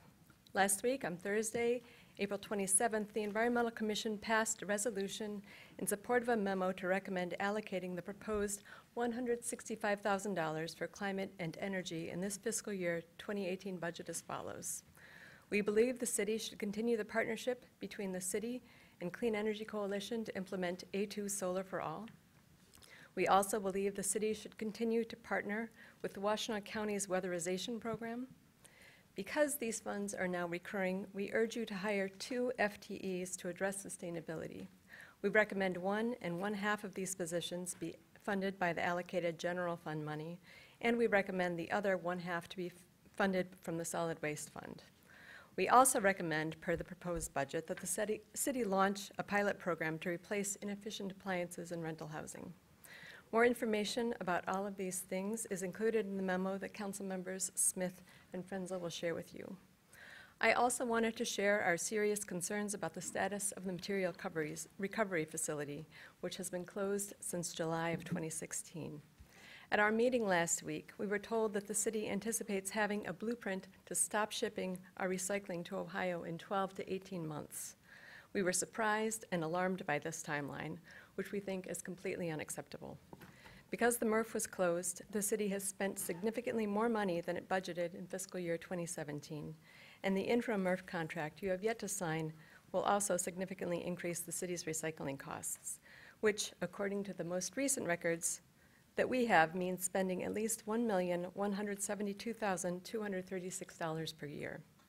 Given the reduced millage money due to the Headley Amendment and the change in the retirement costs, we encourage you to direct staff to act with great urgency to create a plan that will not only preserve more of the solid waste fund, but create a much more efficient recycling process that aligns with our community's values. Thank you. Thank you.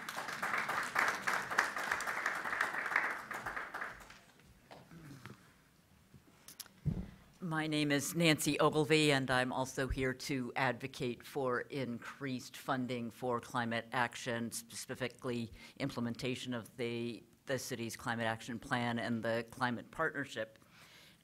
The probably most important hat I wear in terms of in that context is that I am the co-founder of a brand new Ann Arbor area chapter of a national organization called Elders Climate Action, which is creating a movement of elders advocating on behalf of their grandchildren and future generations more broadly for dramatic climate action before we end up in catastrophe.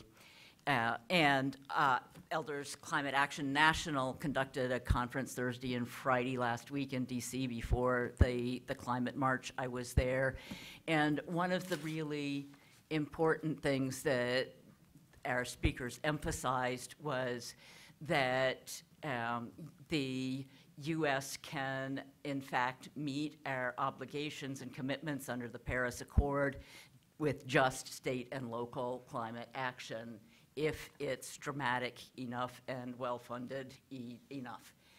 Yeah, and it certainly, I suspect nobody in this illustrious body is going to question that it certainly, state and local action have certainly become far more important given the current federal administration. I am very appreciative of the work that current staff are doing and recognizing through nothing they've said to me but my own observation that to a certain extent, staff time is fabulous and their hands are tied by not having additional funding to do the work that the city really needs to address the climate change issues that are already affecting us now. I'd like to close with an excerpt from a poem by an environmental activist and poet named Drew Dellinger. He says, "It's 3:23 in the morning, and I'm awake because my great-great-grandchildren won't let me sleep. My great-great-grandchildren ask me in dreams, 'What did you do while the planet was plundered? What did you do when the earth was unraveling? Surely you did something when the seasons started failing. as the mammals, reptiles, birds were all dying? Did you fill the streets with protest when democracy was stolen? Thank you. What did you do once you knew? Thank you.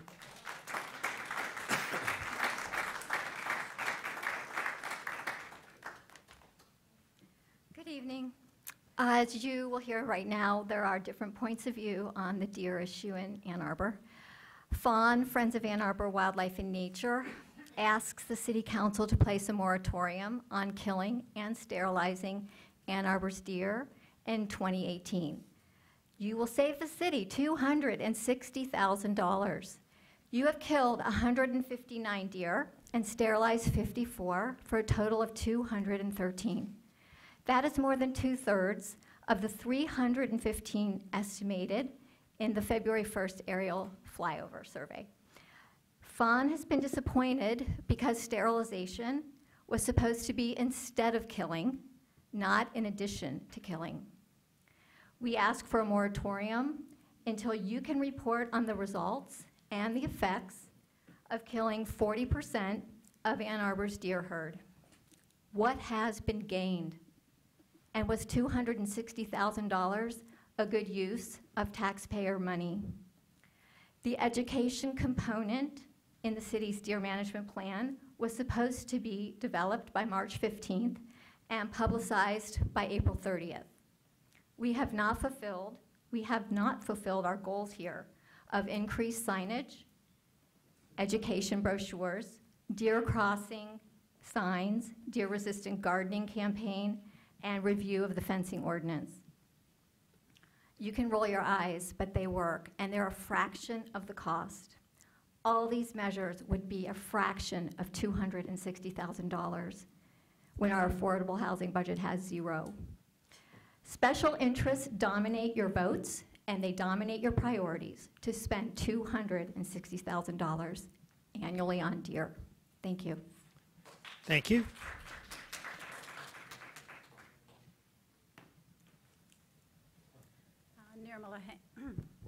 Nirmala Hankey, Ward 3, Past Time for Education and Prevention. According to Ann Arbor's Deer Management website, there are certain Education and Prevention 2017 initiatives for deer management, including the following: implement an education program that increases the community awareness of the role of deer in the local ecology and offers residents options to manage potential deer impacts on their private property, investigate where deer signage is appropriate and implement where possible, review the city's fencing ordinance for areas that could be modified, develop an educational program for residents by March 15th, 2017, publicize educational program by April 30th, 2017, identify desired locations for deer signage in the right-of-way. To date, none of this has been done. We at FAWN have been patiently waiting to participate in stakeholder meetings about education and prevention. No meetings have occurred, and soon fiscal 17 will be over. The city has had no trouble meeting deadlines to kill deer and dart and sterilize them at great expense to the city. Education and prevention, on the other hand, cost very little, yet nothing has been done. The time for strategic patience is over. It is time, past time, to develop and implement a program to educate the public on nonviolent solutions for deer management. As you know, FAWN believes that the deer cull in Ann Arbor is not only unnecessary, but also runs counter to our culture and our values. Our culture, which promotes problem-solving and nonviolent solutions. Why would we shoot first and ask questions later? We've been shooting for 2 years and darting for 1, and still no questions have been asked, no program developed for prevention and education.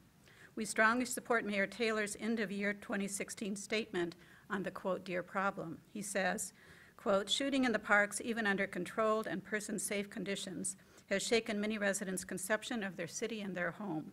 The cull has degraded our community spirit. FAWN calls for a 1-year moratorium on shooting and darting. Let's take a time out in fiscal 18 to educate our citizens on nonviolent ways to coexist with the deer and all wildlife. No shooting, no darting for a year, so we can get to the root of the problem of our human problematic behavior of favoring development over preserving wildlife habitats and learning to coexist with nature. It is time to educate our citizens and develop prevention strategies. Deer-resistant gardening, higher fencing, improved signage on the roads, devices to deter deer from traffic. Let's take a time out from shooting and darting and develop an educational program and prevention strategies so we can live with the deer and all of nature in peace. Thank you. Thank you. I'm Grant Schaefer from Pittsfield Township. I would like to second what Ms. Abrams and Ms. Hankey have said. I would support a moratorium. The deer call is unnecessary, as I've demonstrated in my previous communications to council. Traffic safety is not a good reason. We have more of a problem with car pedestrian collisions and car bicycle collisions than we do with deer-car collisions. I've given the statistics in a previous speech. Lyme disease is a fallacy as a rationale for the deer cull. In particular, Richard Ostfeld has shown that deer are not an essential part of the transmission of Lyme disease. Now, WAC-4AB has and perhaps fantasized a new danger coming from deer, which is chronic wasting disease. There's never been a case of chronic wasting disease transmitted to humans. That's only a theoretical possibility. It's never happened. Finally, the final rationale, which there might be some possibility for that, is plant destruction. First of all, I'm unhappy that when I made a FOIA request about Jackie Courteau, the scientist who did the survey or did the research for the city on plant destruction, it found out it's going to cost me $100, which I think is an excessive fee, and I will appeal. Finally, I did notice, I live in Pittsfield Township, and I noticed that there are lots of trillium plants in Montebello Park there. So apparently the scourge of deer has not reached Pittsfield Township because the trillium plants there look really healthy and really abundant. So once to summarize, the deer cull is unnecessary and it should just be stopped. It's a waste of money. Thank you. Thank you.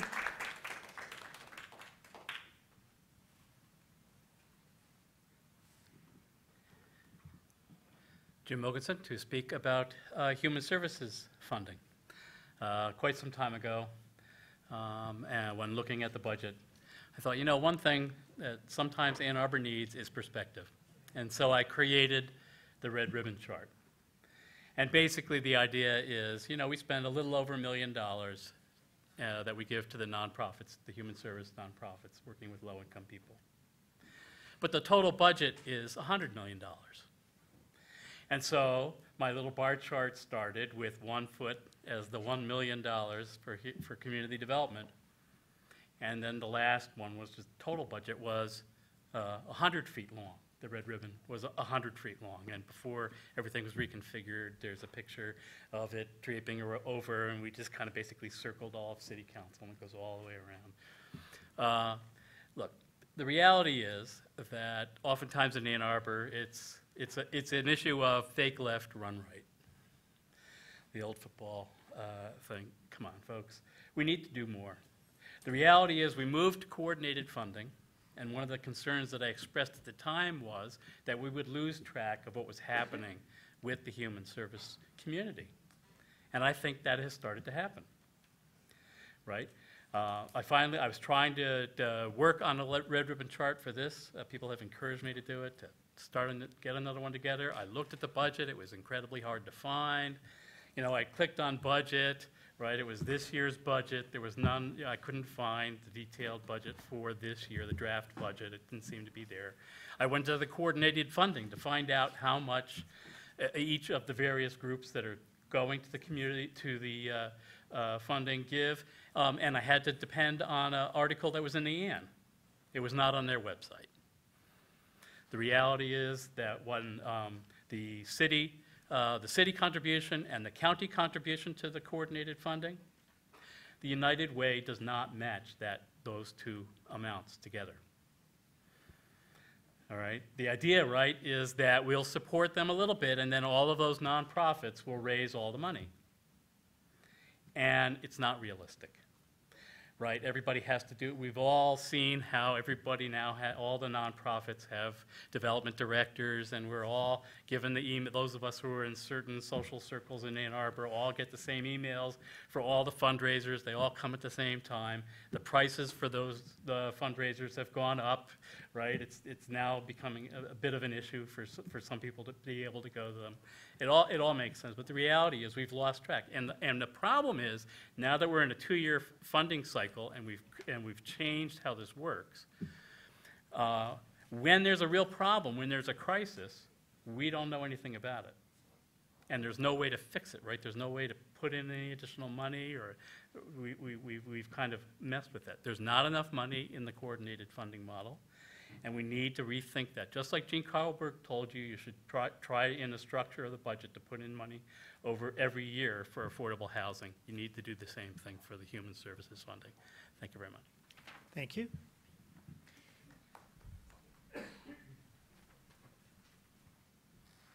Hello, my name is Paula Cattell. I have 3 students that are in Ann Arbor, and I'm addressing you for the budget for Ann Arbor safety. My children go to, 2 of them are elementary students at St. Paul. We have requested signage that we're a school of 300 students, and the one sign, which is on the road, is washed off and gone. And we've recently had an accident right in front of the school. I wrote the police department, and with 265 minutes, they had 6 moving violations in those hours and minutes. The other school up the block my daughter goes to is Green Hills, and again, no signage, and there are students that walk and ride bikes to that school. And I'm really surprised at the speeds that people are going up and down on Earhart. It goes over 50, and there's a little bit of hill at St. Paul, and it's frightening. So I'm just here to request if there is money in the budget, or even a spray can where we can write school, it would be fabulous to keep our kids safe. Thank you. Thank you.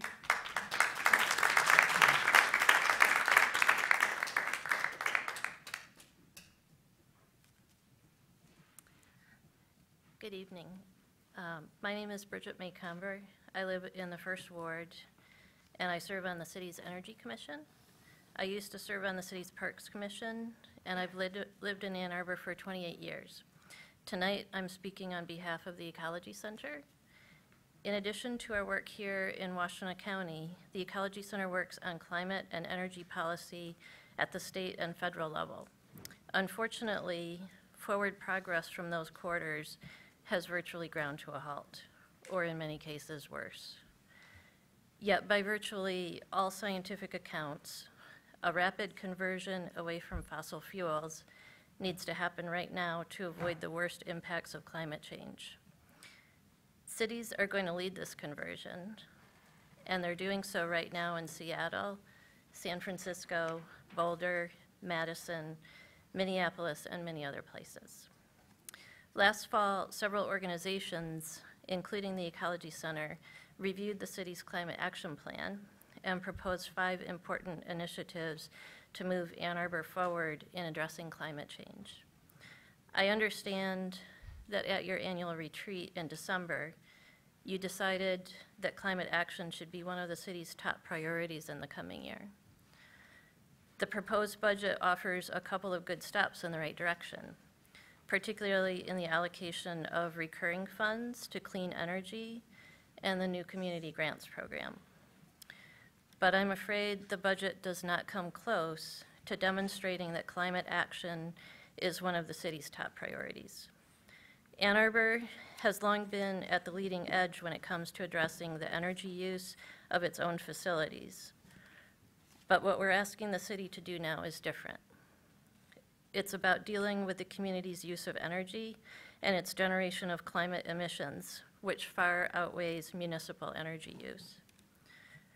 We urge you to create a city budget that works with the community to promote energy efficiency, renewable energy, electric vehicles, and climate adaptation. We urge you to devote additional resources to climate action at the community level so that we can move the needle faster and more effectively to meet the goals of the City of Ann Arbor's Climate Action Plan. It will be good for the environment, good for people's health, and it will save us all money in the long run. Thank you. Thank you.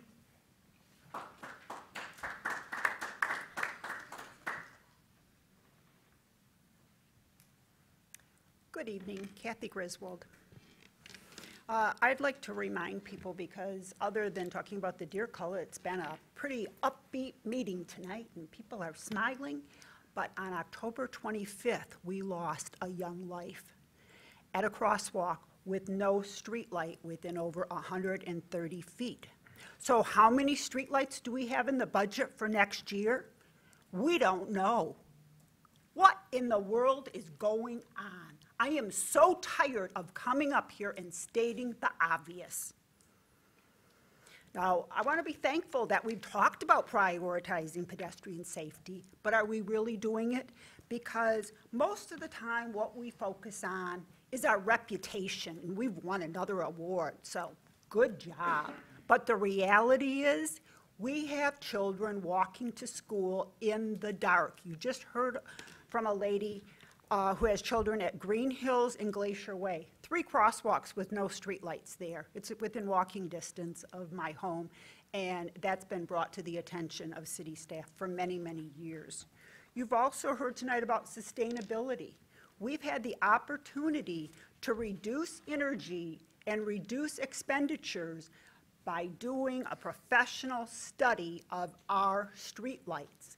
Instead, we just put a moratorium on streetlights and then we forgot about it. That is not acceptable. And in fact, it's not just neglectful, it's criminal to have a crosswalk ordinance, a pedestrian rules mantra in this community, and then not fund the infrastructure and do it in a professional way that's in line with sustainability. President Trump, who a lot of us totally detest, said something on Sunday that reminded me a lot of Ann Arbor. What could that be? He said the Democrats are the party of obstruction. Well, I am a good Democrat. Thank you.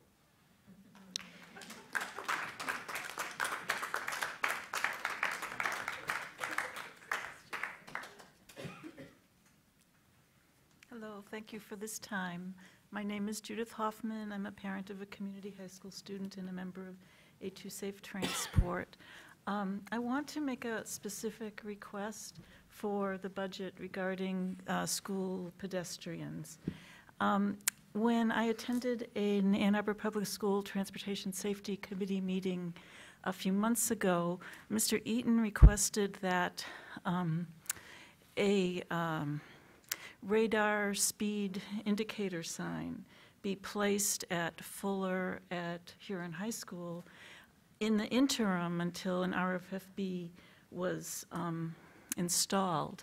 And he was told by the police safety officer that there are a very limited number of these radar speed signs, and that that location would have to wait until one became available.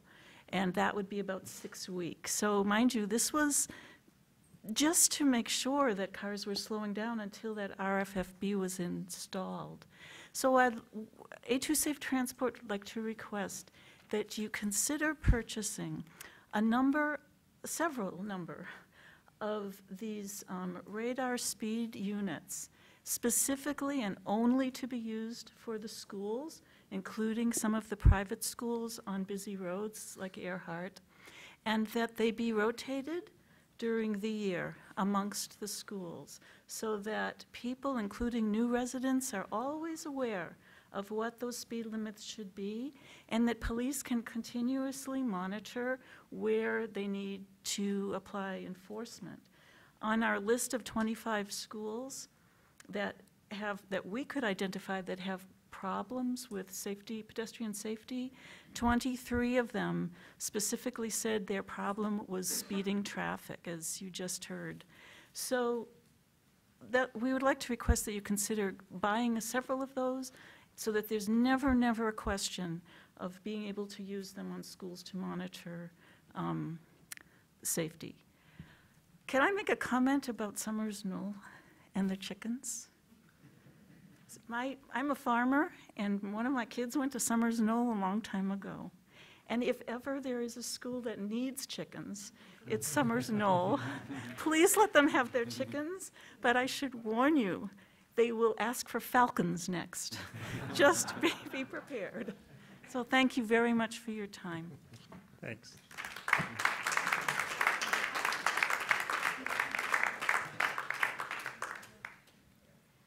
Is there anyone else who'd like to speak at this public hearing?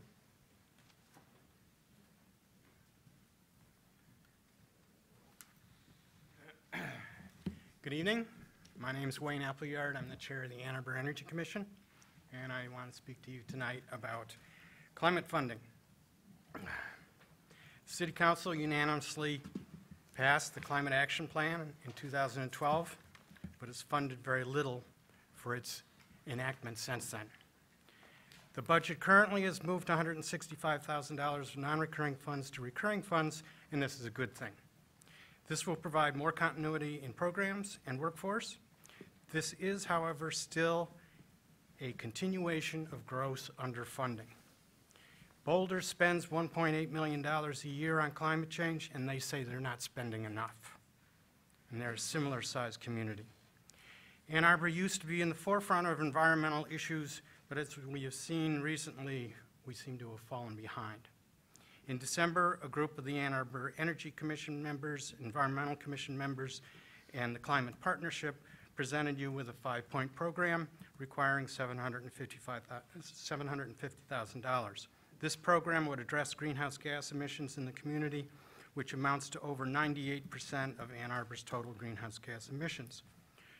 Two small parts of this plan appear to be currently funded in this budget. No energy efficiency work in the community seems to be included, which means 47% of greenhouse gas emissions are not going to be touched, and there's another 30% that's the University of Michigan that's also not going to be touched. So there's no way that we're going to make real progress on this unless more funding is made available. Also, I want to support what Susan Hutton said about the use of those funds, of those $165,000 funds. I think that's a really good use of it. And at the last Environmental Commission, a resolution was passed that will be before you later on this evening, creating a policy to require energy efficiency in solar on city buildings.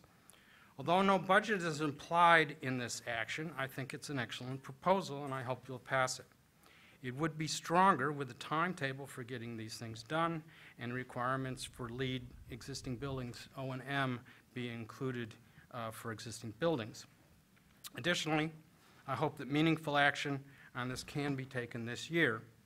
I believe that one or two of the city buildings mentioned in that proposal could have photovoltaic arrays installed on them by the end of the year, potentially at little or no upfront cost from the city. I also know that later on tonight you'll be potentially voting on a community solar program, or at least supporting community solar, and I certainly hope you will do that.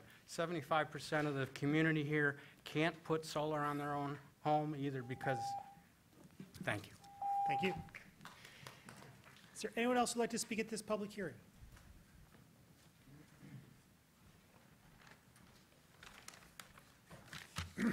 Hi, I'm Clark McCall. I'm a member of the Interfaith Council for Peace and Justice's Climate Change and Earth Care Task Force. And also, I was on the Citizens Advisory Council for residential compost planning. I'm here tonight to voice our support for a strong plan for residential and commercial composting. Over the last months, the city has engaged consulting services to investigate residential and commercial composting in Ann Arbor. We endorse those efforts and support a strong plan for managing organic waste. Organics management, that is handling our organic waste in a responsible, sustainable manner, is simply part of the evolution of our modern policies.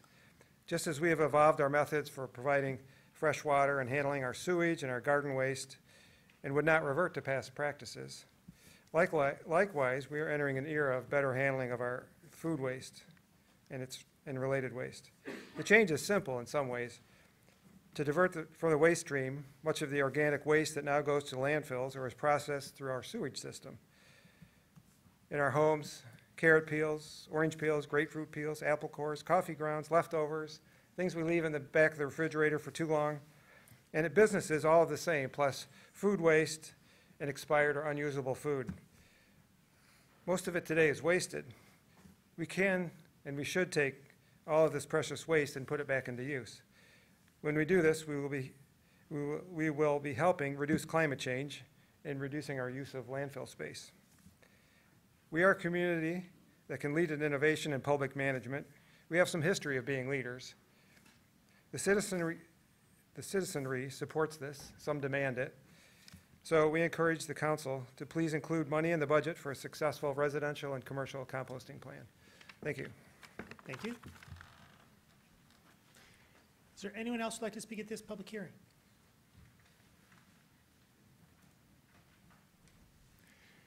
Seeing no one, this public hearing is closed. Public hearing number 7, resolution establishing regular city elections in November of each even year, commencing with city election 2018. Is there anyone who'd like to speak at this public hearing?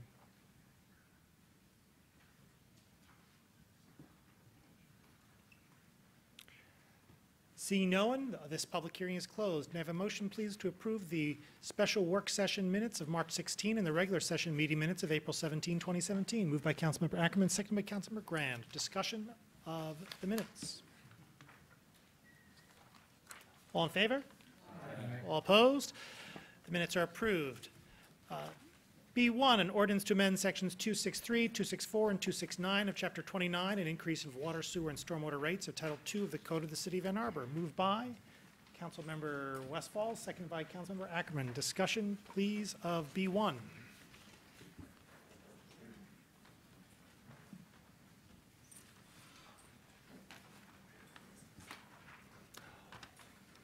All in favor?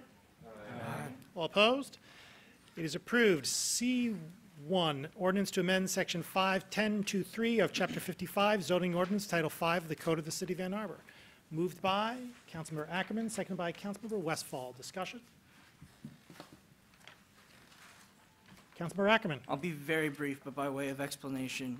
In 2014, council amended the zoning ordinance to more clearly differentiate between the C2B Business Service District and the C3 Fringe Commercial District. Unfortunately, through that action, the city also cut out fueling stations as a permitted use in the C3 district. This correction to the zoning ordinance will bring several properties back into compliance with our zoning ordinance, but were previously granted that use through the old zoning. It's important to note that since 2014, no site plans in the C3 district have been granted for fueling stations. But it's also important to note that in my mind, this error is a result of a fairly archaic and confusing way in which our zoning code is written. And so I'm excited to point people again to ZORA, or the Zoning Ordinance Reorganization Project. A review draft was released publicly in December of 2016, and we'll hopefully be moving forward with a final draft soon. It's been a very long process. Further discussion of C1? All in favor? Aye. All opposed? It is approved. C2, an ordinance to amend section 942 of Chapter 107, Animals of Title 9 of the Code of the City of Ann Arbor. Moved by Councilmember Ackerman, seconded by Councilmember Grand. Discussion, please, of C2. Councilmember Ackerman. Thank you. In September of 2016, I was approached by a group of crack lobbyists. They are also known as the 3rd and 4th grade class at Summer Knoll School. In the 3rd Ward. They were hoping to raise chickens to supplement their curriculum. By building a chicken coop, they would learn the hard skills of building trades and the soft skills of collaboration. And by raising chickens, they would learn the civic responsibility of shared and communal obligation. The ordinance currently only permits chickens to be raised in single-family and two-family properties. This amendment to the ordinance would simply add primary and secondary schools to that list, but also cleans up some technical language. Just quickly as a review of the regulations in place, in case there are any fears about interactions with neighboring properties. Currently in the ordinance and would continue to be in the ordinance, all adjacent property owners must be advised of the intent to raise chickens. No more than 2 chickens can be kept if any adjacent property owner objects. No roosters can be kept, and no chickens can be slaughtered. Chickens must be housed in an enclosed structure built in a backyard and in compliance with our fence ordinance, but also can be no less than 10 feet from a property line or 40 feet from a residence. Enclosures must be adequately maintained, and permits must be reapplied for and reissued every year for 2 bird permits and every 5 years for 6 bird permits. Between December 2016 and March 2017, I attempted to contact both the county health department and the Ann Arbor Public Schools, but have received no feedback from either organization. That said, in informal conversations with multiple school board members, there was a lot of enthusiasm around the idea, but also important to note that the school district is welcome to come up with their own guidelines, either further restricting the keeping of chickens or prohibiting it if they so choose. With that, I want to thank the 3rd and 4th grade class of Summers Knoll for their diligent work on this. While it is always a pleasure to serve my constituents, this was probably the most fun piece of constituent service I've done to date. Further discussion of C2? All in favor? Aye. All opposed? It is approved. Let us take a short break.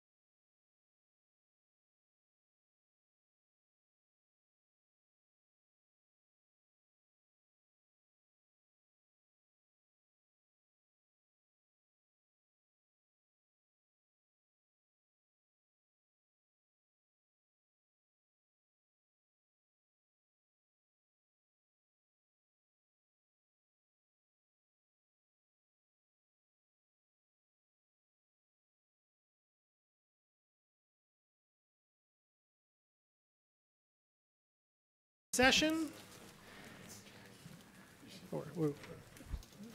CA 18, resolution to authorize a professional services agreement with Elan Corporation in the amount of $292,500 and to amend the Moorhead, Delaware pedestrian bridge design build project in the amount of $76,500. Moved by Councilmember Eaton, seconded by Councilmember Crapel. Discussion, please, of CA 18. Councilmember, which one of you off? Yeah, thank you. He's pointed out that I'm senior to him. I really appreciate that at this time of the evening. We've been here again and again, and we've discussed this bridge at length. I really don't have anything to add to it other than we made an informal commitment to this neighborhood that we were going to replace this bridge once they fixed their weirs. And they've done that. And so we have to decide whether we're going to be overly technical and say, well, it wasn't a written promise or it wasn't a contractual promise, and decide whether we're just going to act in good faith on the commitments that we make. Because if our constituents can't trust what we represent to them, then we're going to become overly formal in everything that we do. Now, I'm pleased that this matter is coming back considerably less expensive than was originally estimated. It still seems pretty expensive to me, but I'm not a bridge builder, so I don't know. I'm happy that we have found a way to save money compared to what the estimated cost of this bridge was. I would encourage my colleagues to once again approve this. We've approved this repeatedly. Now we have a hard and fast number, and we just simply need to pass this amendment to the budget that we've, repeatedly visited. So I ask for your support. Councilmember Crapel. Yeah, I'd also like to ask for your support for this, and for several reasons. I think, as Councilmember Eaton said, there was an implied promise back in 2010 when the original bridge was torn down that if the weirs were repaired by the Lands Basin Association, that the bridge would be replaced by the city. And I think it's important to maintain those promises back, what passed the council, what those past obligations. And I think it is important to keep our promises and maintain our obligations, that when residents do what we ask, that we live up to our part of it. I think also, one thing, the second part of this, I think this did provide a new model for how to go about these types of projects for neighborhoods that was very positive for the residents and the staff. I think, it can help in the future as we're looking at more neighborhood or community-based projects to use this type of model going forward, where there's a group organized from the neighborhood representing the neighbors and the interest of the neighborhood there. And they met with counterparts on staff who sat and they talked through the different issues, different views about what's going on. What did the neighborhood really want? They didn't need necessarily an 8-foot wide bridge. They just needed a nice community bridge. They, what their specifications were. And what would the process to go through. I sat through a number of these meetings. I was always impressed by the ideas the residents had, and then even the professionalism that the staff responded or would go and find information out to come back and say why something could or couldn't work.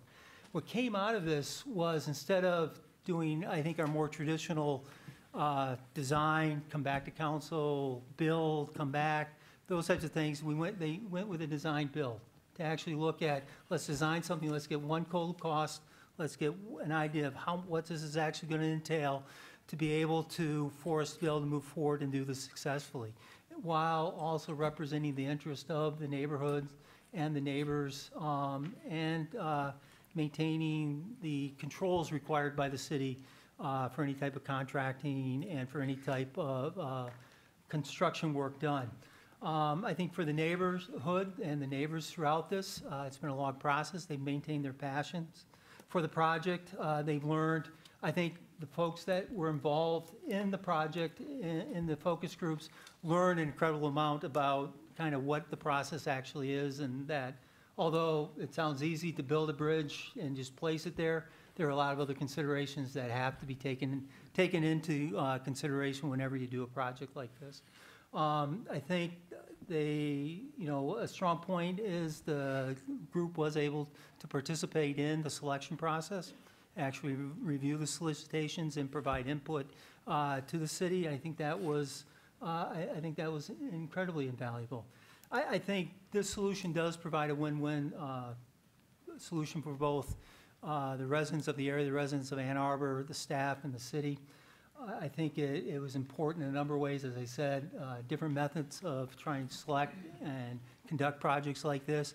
But I think overall, too, it'll show the city does live up to its commitments and it's willing to work with the residents in approaching and trying to meet their needs. I think the value of this project is not solely representing the cost, but in many of the intangibles that have resulted. I think on both the staff end and the neighborhoods. And again, I would greatly appreciate your consideration to support this tonight. As I said, I think it represents a win-win for everybody. I really would like to thank the neighbors in the area who did participate in the committee and staff that were recognized earlier. I think throughout the entire process, they did a tremendous job in terms of finding a viable solution for this. Thank you. Councilmember Westfall. Thank you.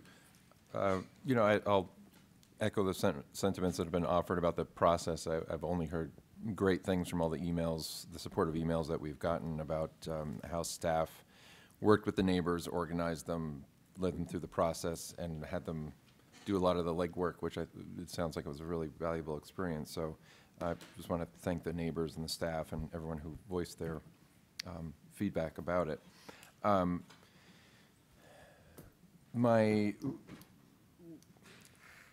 think we're all here because we like helping people, and nothing would please me more than to be able to approve every budget request that we get.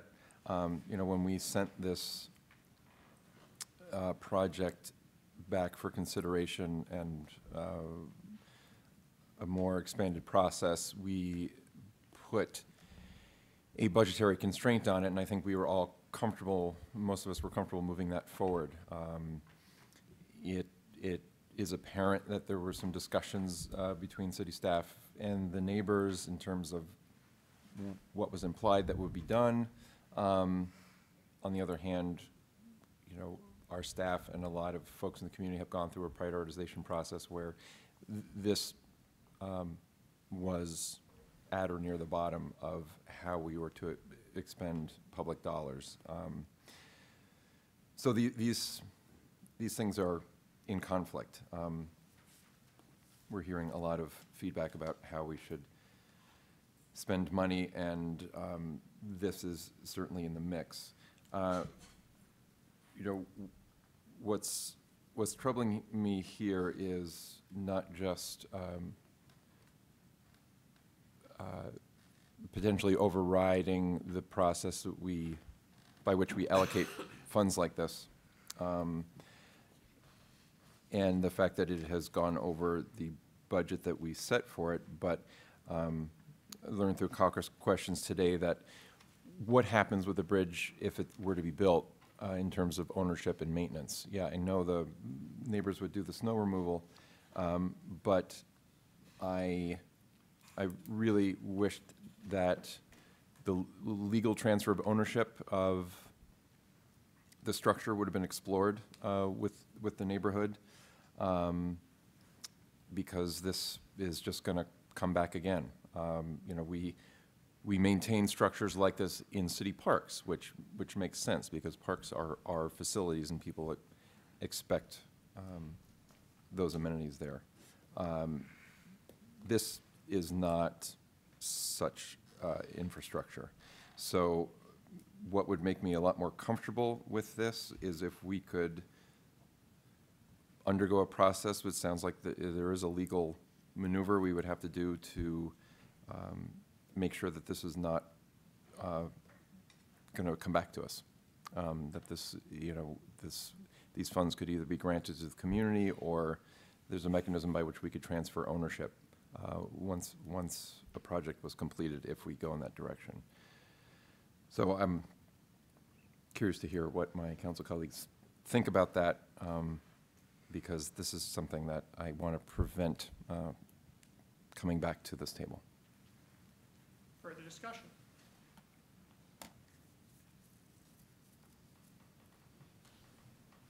Councilmember Grant.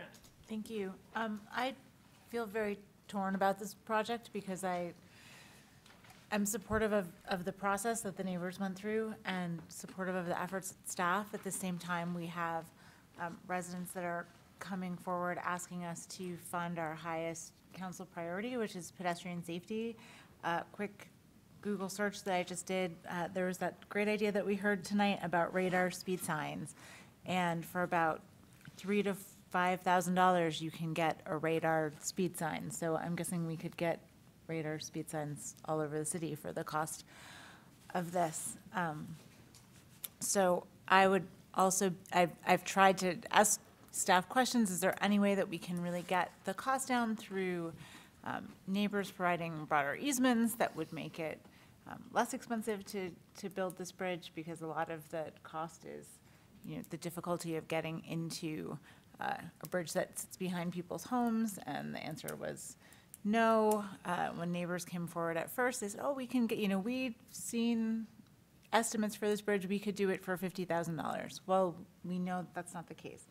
So I do want to honor our promises, but I do so in with a lot of feelings of conflict, and I would definitely be supportive of trying to get this bridge back to the neighborhood, because to spend over $300,000 one time for me is incredibly painful. To saddle future councils as we were saddled with this project, I don't think would be fair. Further discussion?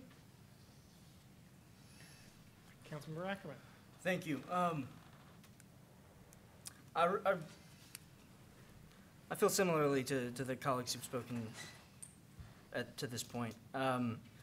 When we think about the promises that we make to our residents, there are two conflicting ones in this instance. There is the promise made to this neighborhood that if they were to fix their weir, we would in turn help you build a new bridge, and that is a real promise. The second promise is we spend money, we spend citizen input, and we spend staff energy putting together our prioritization plans of how we're going to spend taxpayer dollars. And those taxpayer dollars, in the case of the non-motorized transportation plan, were supposed to be spent on a lot of other projects well ahead of this one. And that's also a promise to the residents of Ann Arbor. To put it into perspective of what $370,000 means to our general fund, it's the salary of a police officer for 3 years to either enforce traffic or walk a beat downtown. It's 9 RRFBs to keep students safe walking to school. It is nearly funding 2 full years of the street lighting asked for in the capital improvements plan. And while this comes from a different fund, it's important to note that it's also the cost of crack sealant for our roadways for an entire year, 38 miles worth of crack sealing. These are real infrastructure dollars that are going to a very specific use at a time when the city as a whole and the residents, young and old, have a lot of competing needs. This is a hard decision. It's a decision that I feel comfortable making, but one if we can, again, look to make sure this doesn't become a recurring cost to the city and see if we can transfer any kind of liability and ownership along to the neighborhood association. Councilmember Love. Thank you. And I appreciate the examples of things that we could alternatively be spending money on, and I certainly hope that we will be allocating funds to those priorities that I think have many in the community share, and which is not to say that there aren't a lot of discretionary things in our budget that could be reconsidered, so that we can go forward with some of these other more basic needs.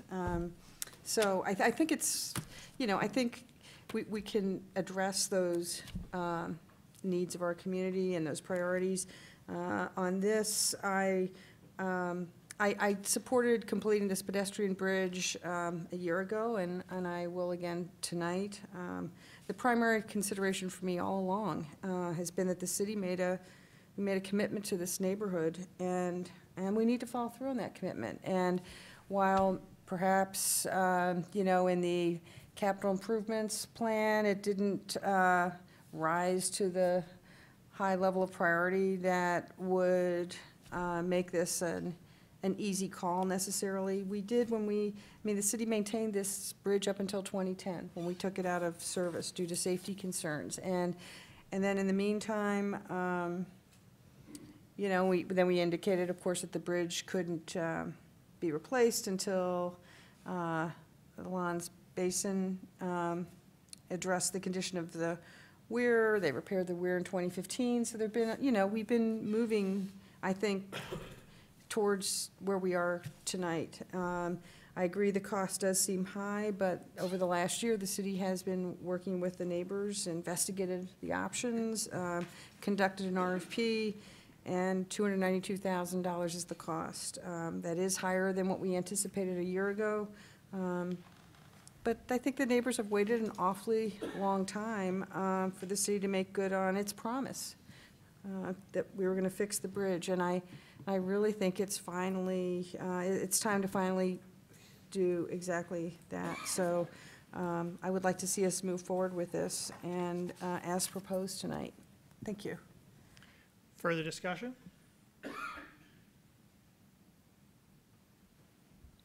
Councilmember Westfall. I guess I'd like to see if somebody from staff could answer some questions about what could be considered down the road here if this moved forward at a future date. Thank you. So I understand from the caucus questions that discussions about either making a grant to the neighborhood association to do the work as they see fit was, I guess, discussed but not pursued. Is that something you could respond to? A number of options were considered as this was looked at. The underlying issue is the bridge is in a public right-of-way, just as if a street or sidewalk. So we don't grant sidewalks and we don't grant streets to private entities necessarily to maintain. So that is the underlying issue. It is just like it was a street or a sidewalk in front of a house. It just happens to be running between homes in this case. As I worked with legal on it, we couldn't find a good way, a clean way around that. And your concern about maintenance, I want to point out that the bridge was taken down not because the bridge was in poor condition. The bridge was in reasonable condition. It was taken down because the weir that it was on was falling apart. The foundation, so to speak, were falling down. If there had been some economical way to take the bridge apart, we would have, but just didn't make sense to take it apart piece by piece. So as we put the bridge back, I don't have an overlying fear that we're going to have huge amounts of maintenance come back on this bridge. Again, the bridge had been there for decades, and that wasn't the issue, was the way it was connected to the weir. And the bridge we're proposing has no connection to the weir. It's disconnected. So my remaining questions have to do with ownership and perhaps Mr. Postema, but I'll defer for the moment if somebody else wants to ask Mr. Hubie questions. Further discussion? I think you still have the floor. Sure, thanks. So, Mr. Postman, I'm not sure if you were involved in any discussions about, because I know we do vacations of right-of-way, and we do transfer ownership. This was reviewed, the full details of it. I would have to get back at another meeting, but I know that Craig worked with people in the office on this, and that was their conclusion. So right now, I can't offer you any different conclusions, and I'd have to look at it more fully. If you wanted, if you wanted a more full analysis of that, we could give it at another date. But right now, I'm not able to do that. You still have the floor. I'll make a motion to postpone, but I'll wait and see if anybody else has comments. Further discussion? Councilmember Westphal. I guess until whatever meeting makes sense, I'd like to make sure we fully explore the potential for transferring ownership and potentially funding the neighborhood association to do this work. I guess those two avenues would make me a lot more comfortable. So I guess a month, does that make sense? First meeting in June? First meeting in June. I have a question for that. Craig, is there a time limit on how long the pricing's good for? Yes, and I'm gonna look at Igor to know what the bid hold period is. It's a 90-day bid hold, and the bid was taken 30 days ago. So we got about 50 days left on it or so. Is there a second on the postponement? Seconded by Councilmember Graham. Discussion of the postponement. Councilmember Lum. A question for Mr. Kupi again. How would this affect the, I mean, when was the construction going to begin? 'Cause It was due for, I'm looking at Igor, but I believe it was due for late summer. Oh, late summer, not the Yeah, summer? because the permitting for the creek would be fall. Yeah, I'm sorry. Good evening. The construction would probably take, I mean, they estimated that late summer construction, partially because of before the bridge itself, they would need to do all the work on foundations of the bridge. The other thing, there is a lead time on making the bridge, because they propose, the bidder proposing a prefabricated bridge, and there is so much time it takes the fabricator to make the bridge. So it would take a while to get the bridge constructed. Postponing it, just pushing it way into the fall, whether they're gonna be able to complete it this year or not, I cannot answer. We would have to revisit the bidder with a change of schedule and see how they would respond to that. The issue would be, if we got too far into the fall, we're pouring concrete sidewalks as part of the restoration. And that would, if we weren't able to do that, that would mean the contractor would have to come back in the spring. And that would be an additional mobilization for the contractor, which translates to additional expense. Councilmember Lum, you still have the floor? Yep, I'm good, thanks. Councilmember Ackerman. Councilmember Eaton. With regard to the motion to postpone, I think that the emails that we received from throughout the Lawton neighborhood show that this isn't just a benefit for this one neighborhood. It's for the greater neighborhood, including the school children who make trips over there during the school year and whatnot. And if we try to transfer this property to the homeowners association on each side of the creek, then actually they will have full control over this bridge. And it won't be the amenity to the whole community that it currently is. I mean, the amount of support that we saw demonstrated from people who don't belong to the homeowners association should impress upon us that this is more like a parkland. People go to that bridge, cross it, take in the experience of the creek that's there, all of the wildlife, the view. They take photos of weddings and whatnot. And if we transfer the ownership of it to just the homeowners on each side of the creek, then we're actually defeating the utility of replacing the bridge. And I think that really argues against putting this off any further. We should decide whether or not we're going to build this bridge rather than try to get rid of the property. And we should recognize that if we don't vote to replace the bridge, then we're going to have considerable costs to secure this property because it is really a hazard for young kids and teenagers and all of that. It's, and so there's considerable cost in failing to build this bridge. So I would argue against the postponement on the basis that we shouldn't seek to transfer the ownership of the property. Further discussion of the postponement? Councilmember Crapo.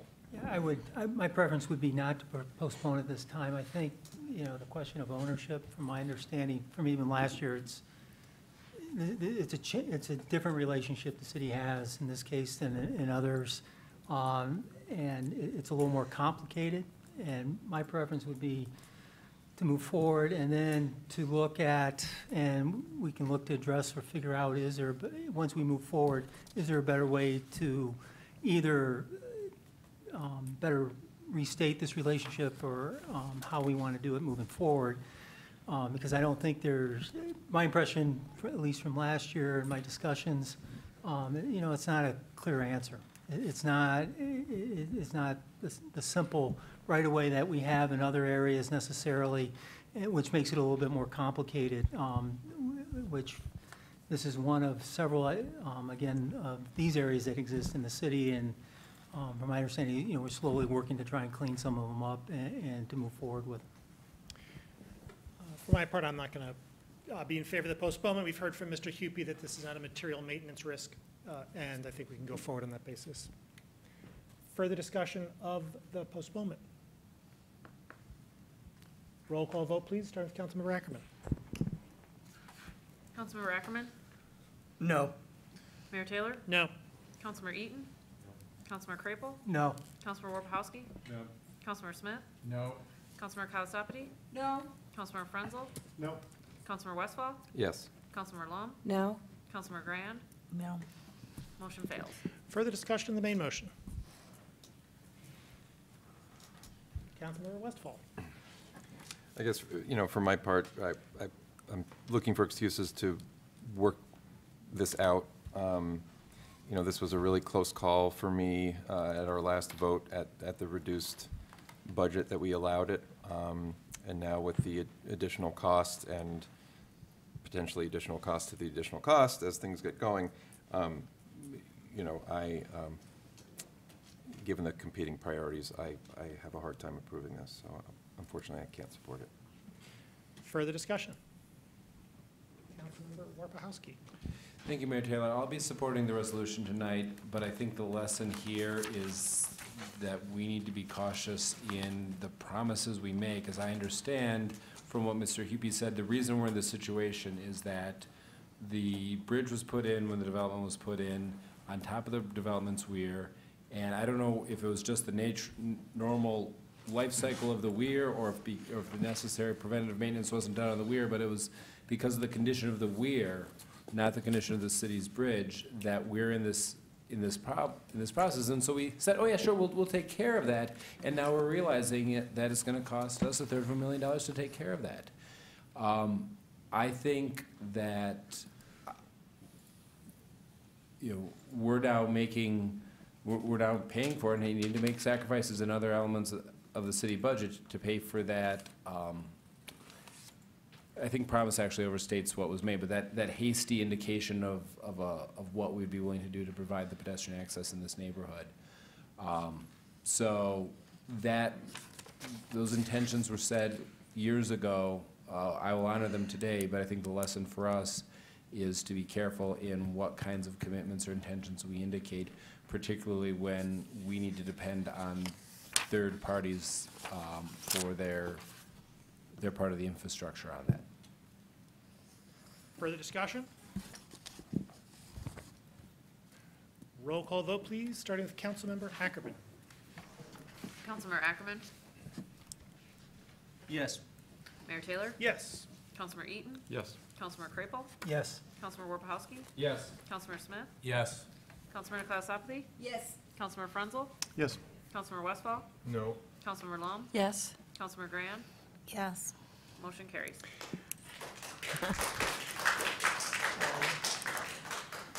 Note that there were 11 council members present, 10 voting in the affirmative, thus satisfying the 8-vote requirement. Where are we?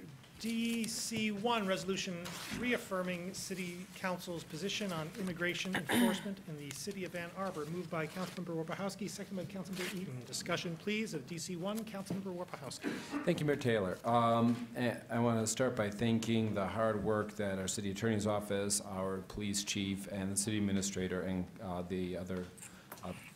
Mayor Taylor and Councilmember Eaton have worked putting on this resolution. Ever since the election of our current president, and particularly since his executive order on immigration, there's been a lot of concern by local residents about what will happen in terms of their safety from local law enforcement.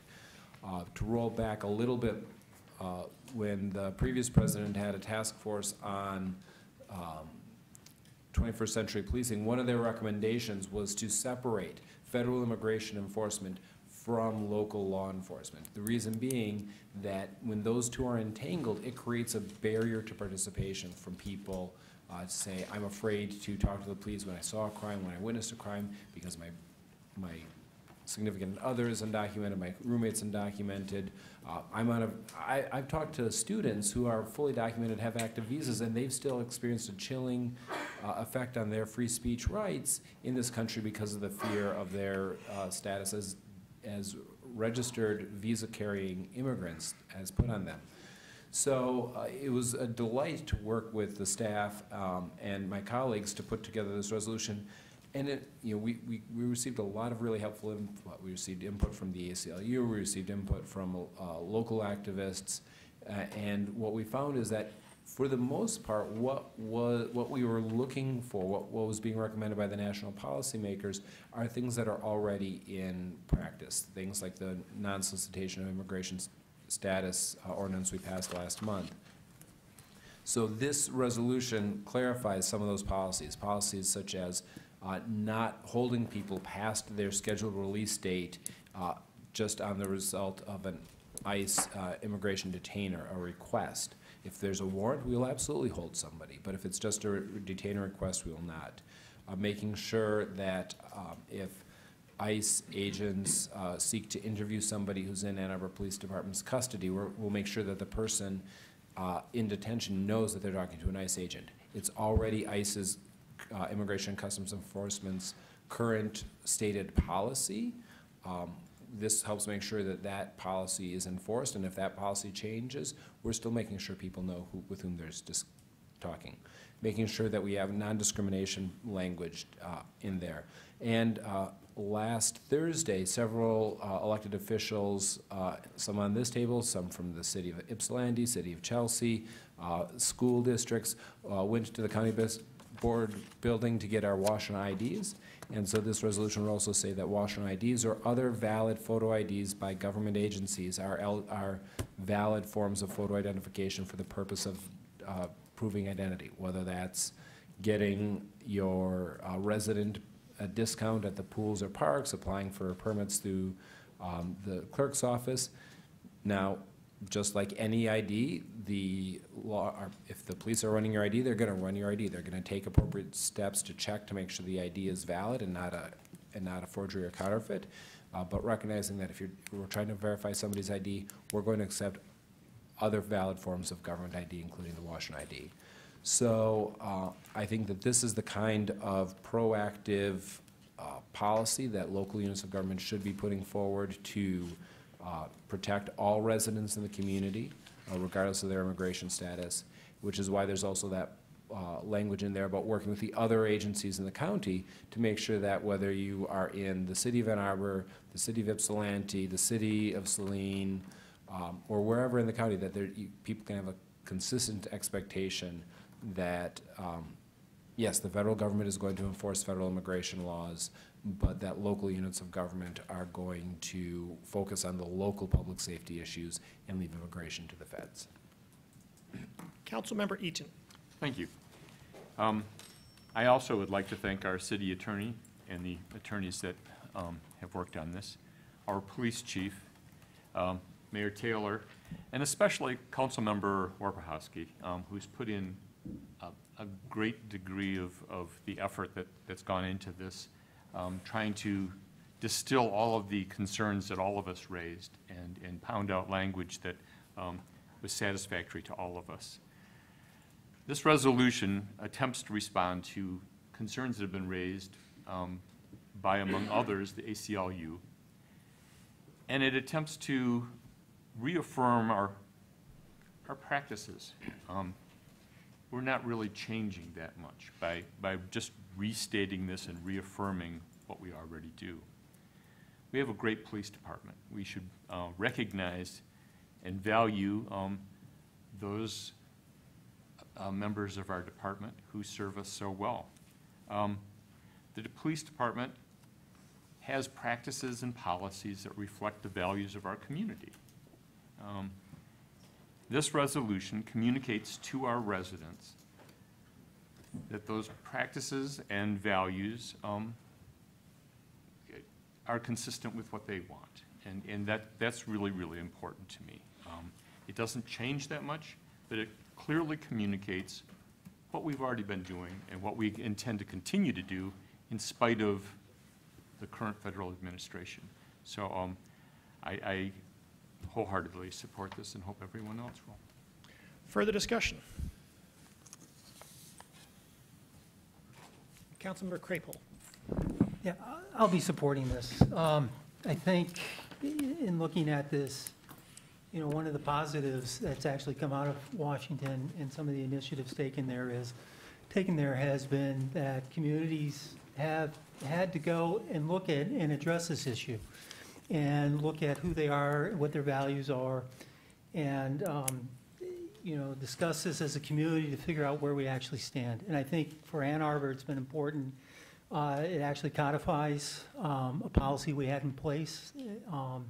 We've had a good community discussion in terms of what's important, what our values are, and the importance of protecting all our residents and making this a welcoming community. And I think especially not inhibiting our local law enforcement by having some perception that if someone comes forward, there's a threat that they may be deported or be detained or be taken away.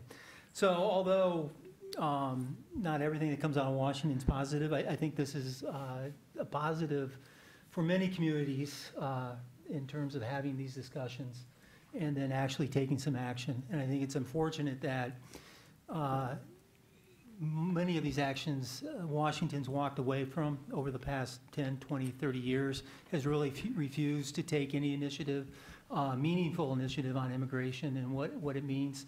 And I think maybe what's happening is you're going to get the groundswell at the local level will help maybe facilitate some of the change that needs to take place. Councilor Lum. Thank you, Mr. Mayor. In each of these immigration-related actions, the ordinance passed last month and this companion resolution tonight, my concern has been about the potential impacts on Ann Arbor's receiving federal funding. As I've said, I continue to believe a primary responsibility we have as council members is a fiduciary one to taxpayers, and that we should not be taking actions that place a significant amount of federal funding at risk. Ann Arbor receives about $50 million annually. City staff clearly understand the risk of losing federal funding and understand that this is a delicate balancing act. For each council action, the city attorney's office has prepared for us an extensive, helpful advice memo outlining the legal issues. And for each council action, the city attorney's office also has made suggestions and recommendations on specific language that achieves the proper balance, satisfying the purposes of the sponsors while at the same time ensuring Ann Arbor will not violate federal law and will comply with the federal statute on immigration. It's USC Section 1373. So thank you, City Attorney Postma and your team. We all know you've spent many, many hours on this, and please know it is appreciated. Anyway, for me, maintaining that balance and not placing federal funding at risk is essential, and that's guided my vote so far. At first reading, I supported the ordinance we passed because it incorporated balancing language recommended by the City Attorney's Office. At second reading, I did not support the ordinance because Council chose not to add recommended balancing language from the City Attorney. The resolution tonight reaffirms existing city policy and practice. It also contains balancing language recommended by the City Attorney in the last resolve clause that states, quote, "Resolved, it is not the intention of the Ann Arbor City Council or the City of Ann Arbor to violate 8 USC Section 1373. This resolution shall be construed and applied consistent with and to the extent permitted by law." Period, end quote. The language is a clear statement that Ann Arbor intends to comply with federal law. Given the fluid, volatile situation that is nationally occurring, having that clarification in the resolution is prudent and an appropriate layer of protection for the city and local taxpayers. So I will be supporting this resolution tonight. Thank you. And thanks for listening. Councilmember Westfall. Thank you, Mr. Mayor.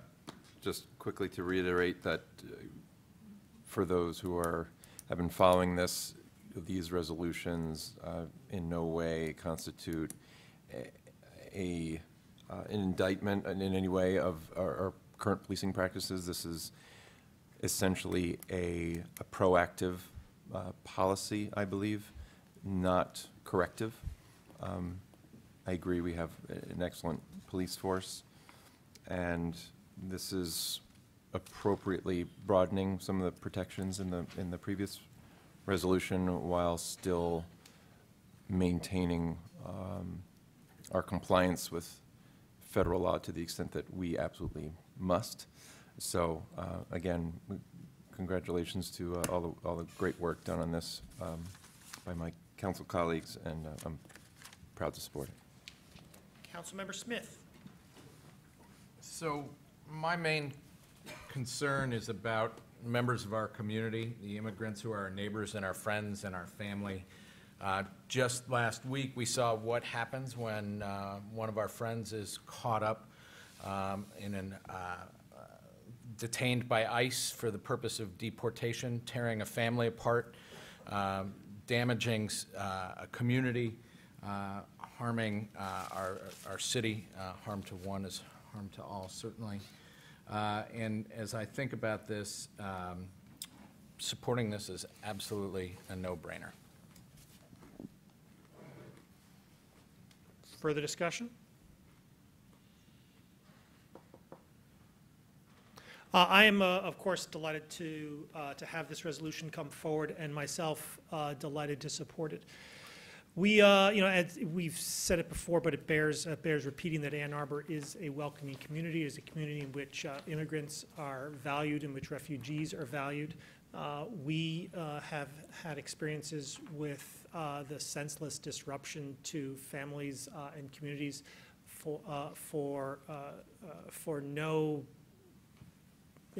societal benefit. The trauma that the family, the Baugh family and the Pioneer families have experienced, the Sanchez-Orquilos family in particular has experienced of late, doesn't make the country safer. It doesn't, protect jobs. All it does is inflict senseless harm.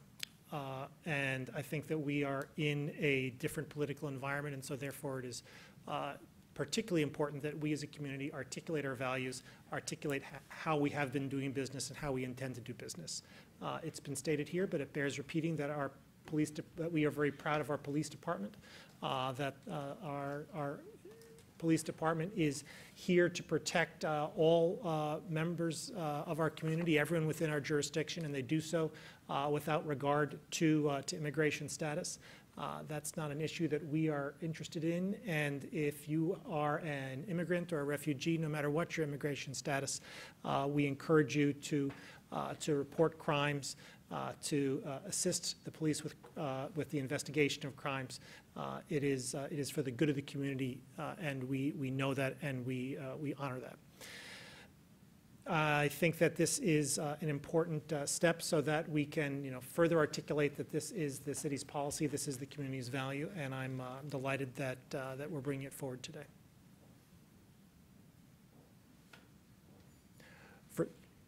Further discussion? All in favor? Aye. All opposed? It is approved. Let the record show that it was unanimous. DC 2.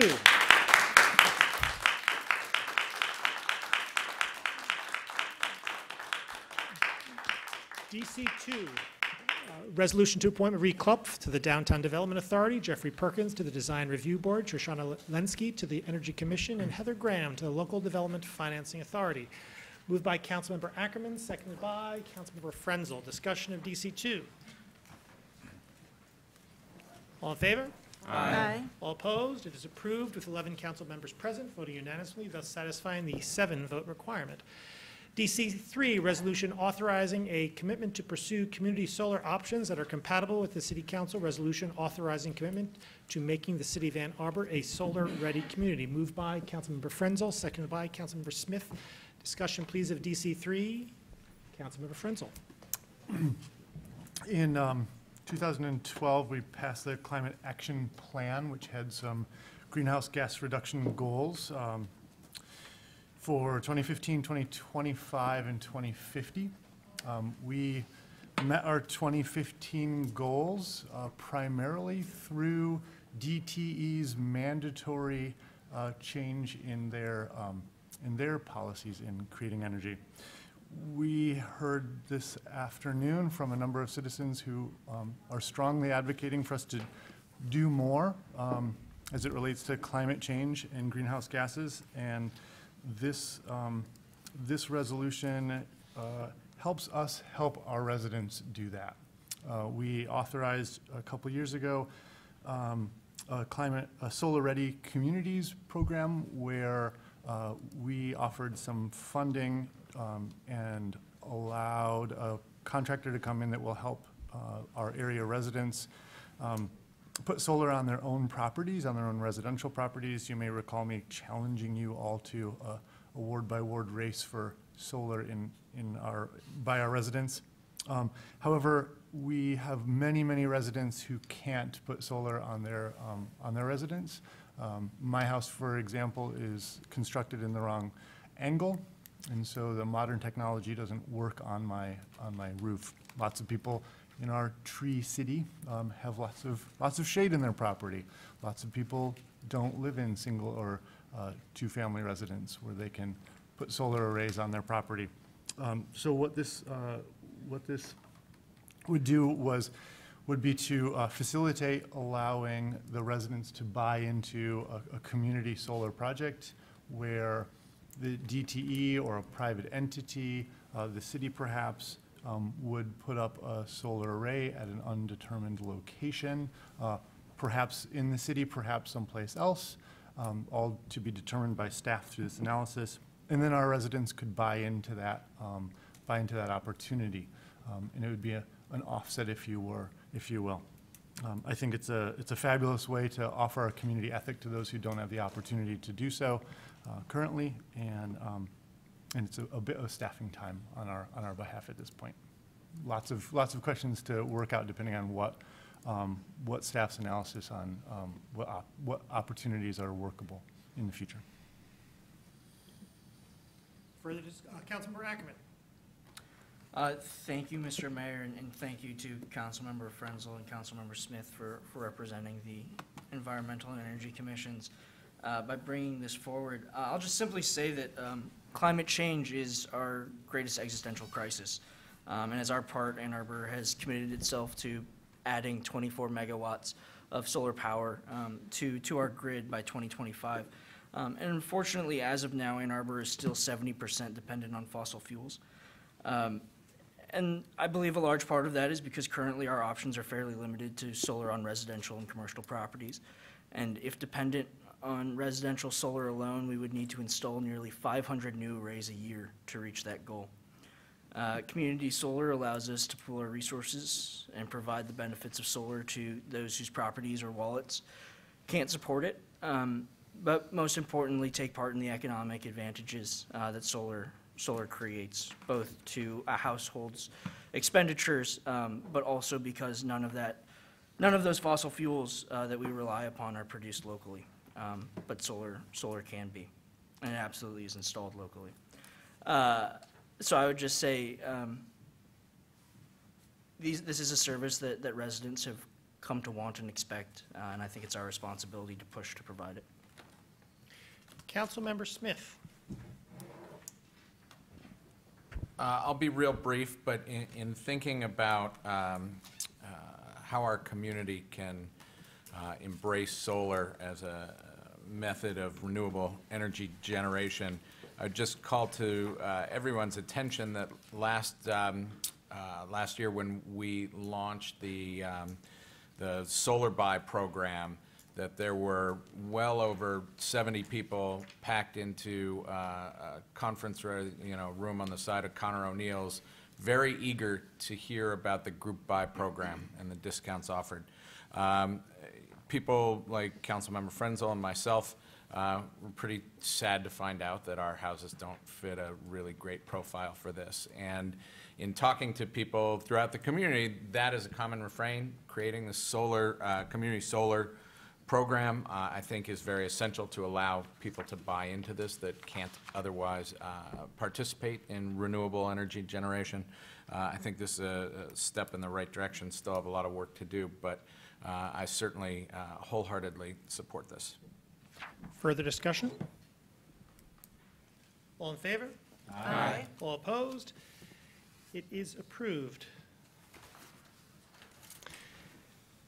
DC4, resolution establishing regular city elections in November of each even year, commencing with city election in 2018. Moved by Councilmember Westfall, seconded by Councilmember Grand. Discussion of DC4.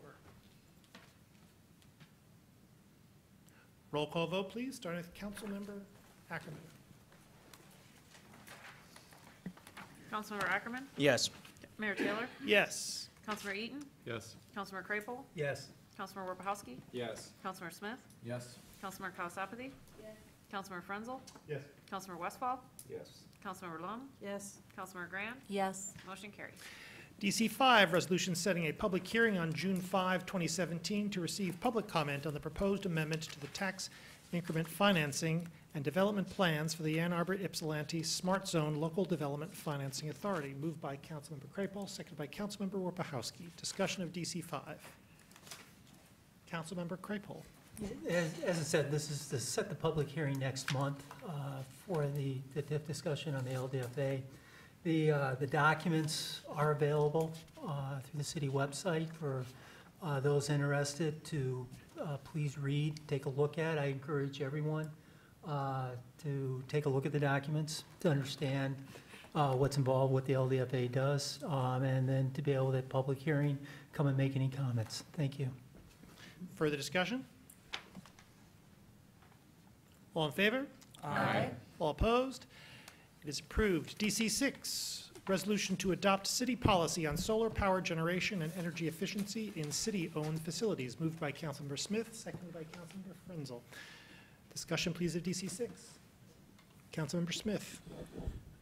By way of background, in discussing ways that the city can contribute to renewable energy generation, both the Environmental Commission and the Energy Commission have had many discussions about some missed opportunities that we've had to install solar panels or look at other ways of generating renewable energy on our city-owned sites and our city-owned buildings.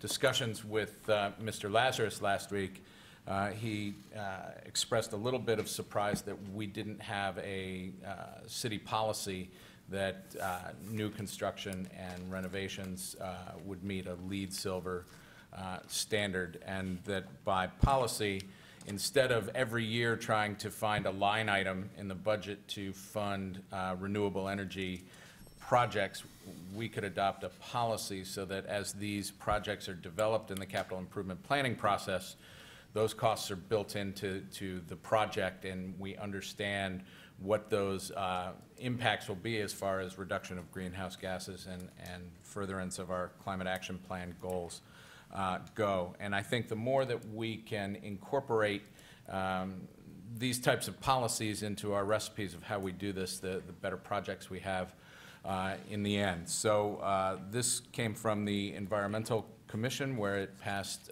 unanimously last week. And I think it is a good move in the right direction, one perhaps we should have taken years ago, like before the wastewater treatment plant was built. But, you know, here we are. Let's move forward with this and make improvements as we go forward. Councilmember Frenzel. And so a couple more thoughts on the matter. I hear from our residents on a regular basis asking why don't we force all the new developers to go to higher standards than the current building code. Of course, that's not our opportunity to make on a regular basis, but it certainly is ours to embody our community ethics on the properties that we own and the properties that we are redeveloping.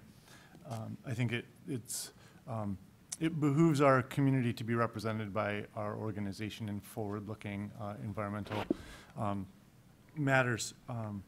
And to that end, I think this accomplishes that. And I also agree with Councilmember Smith that I would rather see us long-term budgeting these things into every project rather than trying to find the extra 10 or 15% here and there to do something amazing every once in a while. Councilmember Lum. Thank you, Mr. Mayor.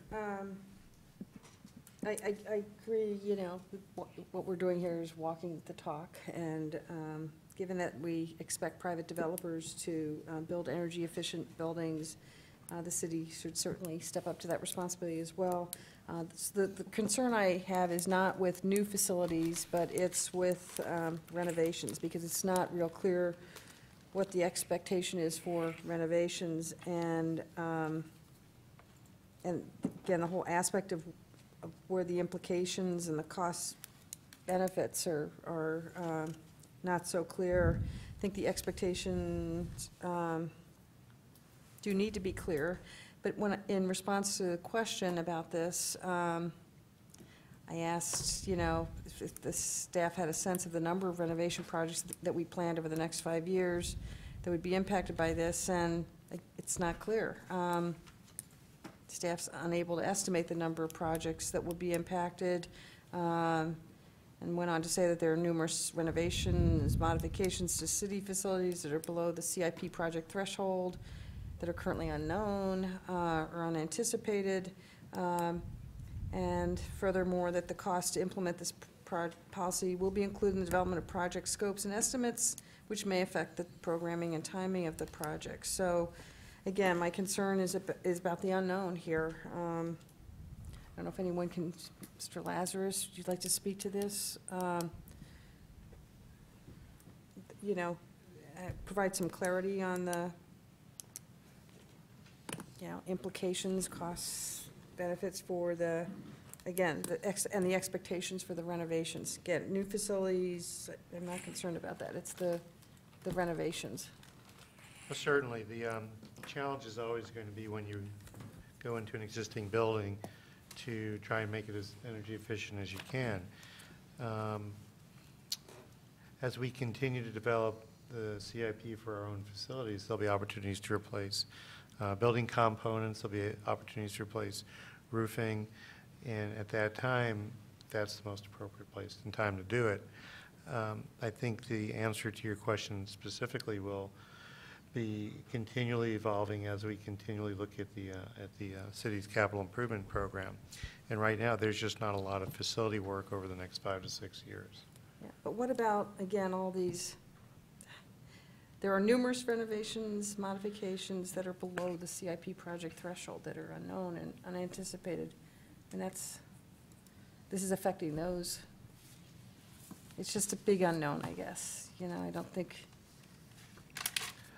Well, I think as it becomes practice, I've always taken the approach that doing things that are sustainable, you don't add on the end of the project.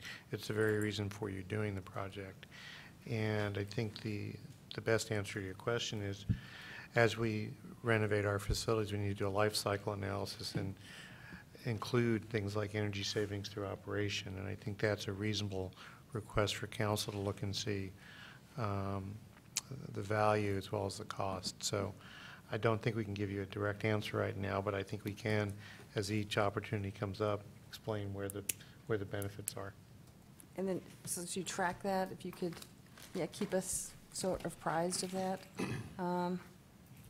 that would be appreciated going forward. Thanks.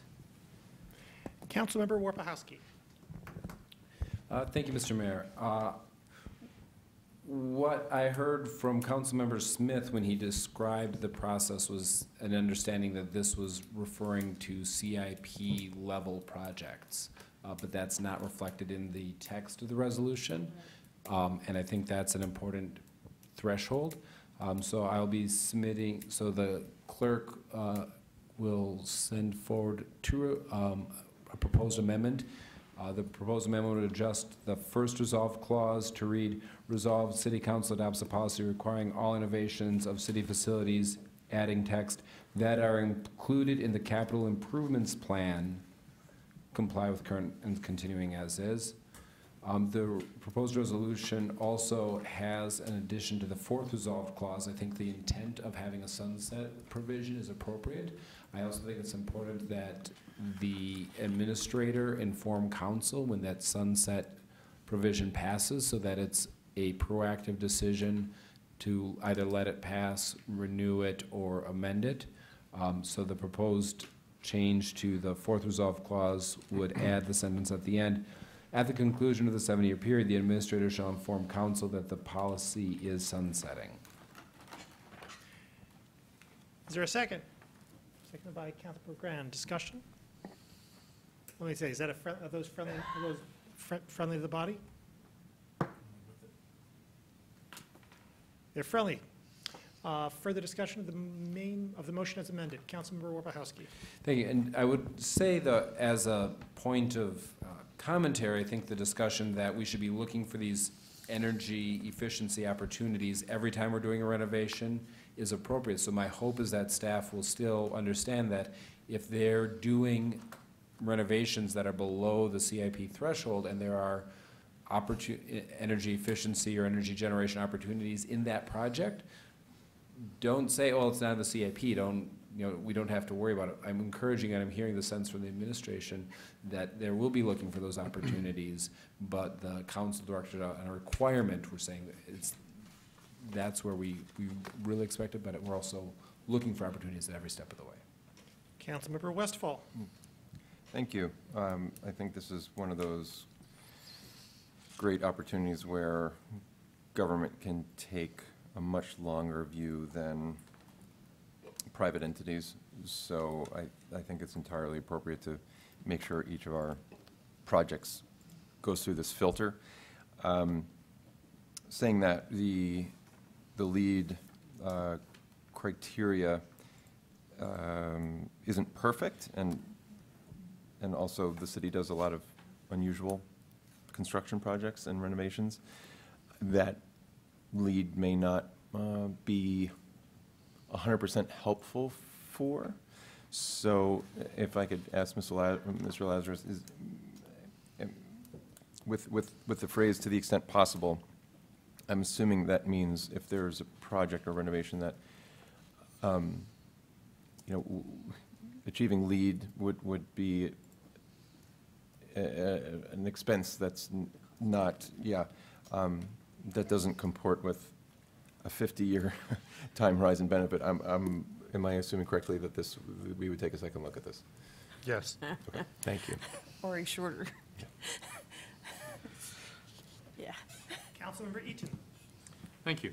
The proverbial cost benefit. If we would expect our community to lead in solar installation, then we as an entity need to lead by example.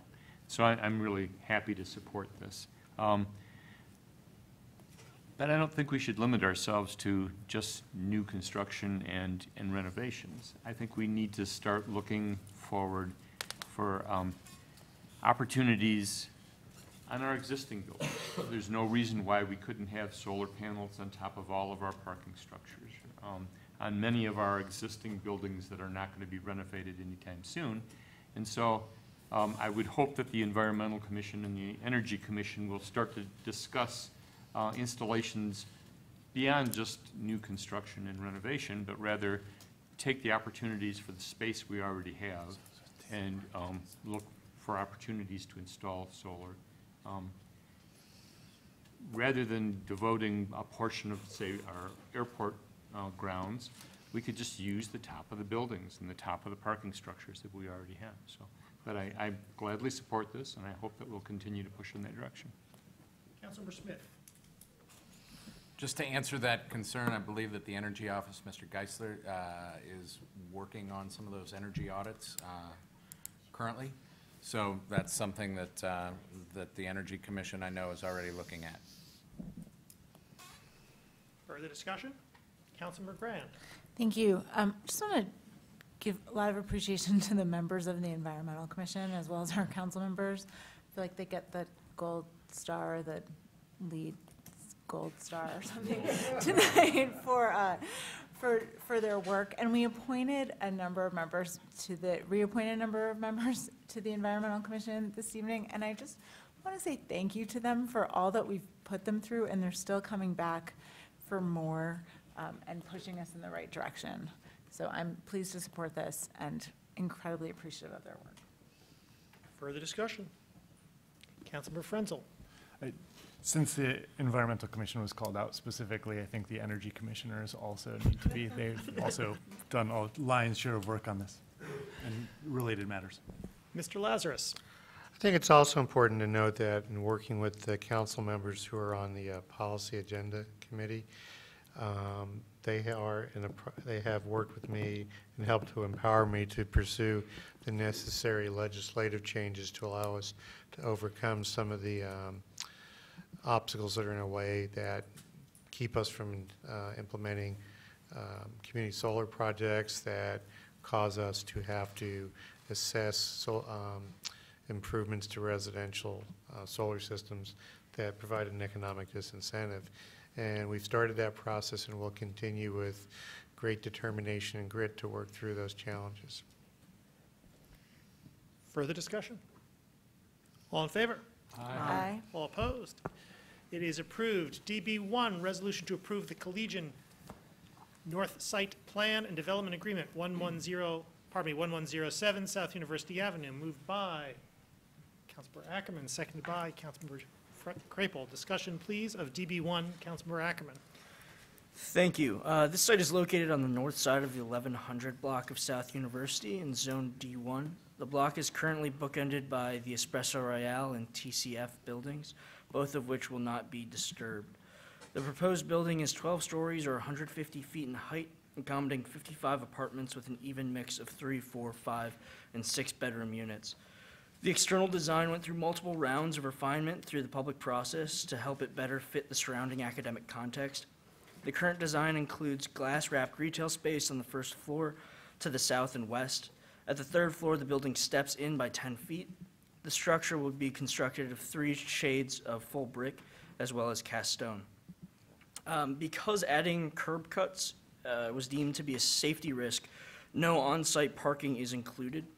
Instead, the petitioner is seeking 5 full-time permits, 33 overnight permits, and 3 car share permits in the public system.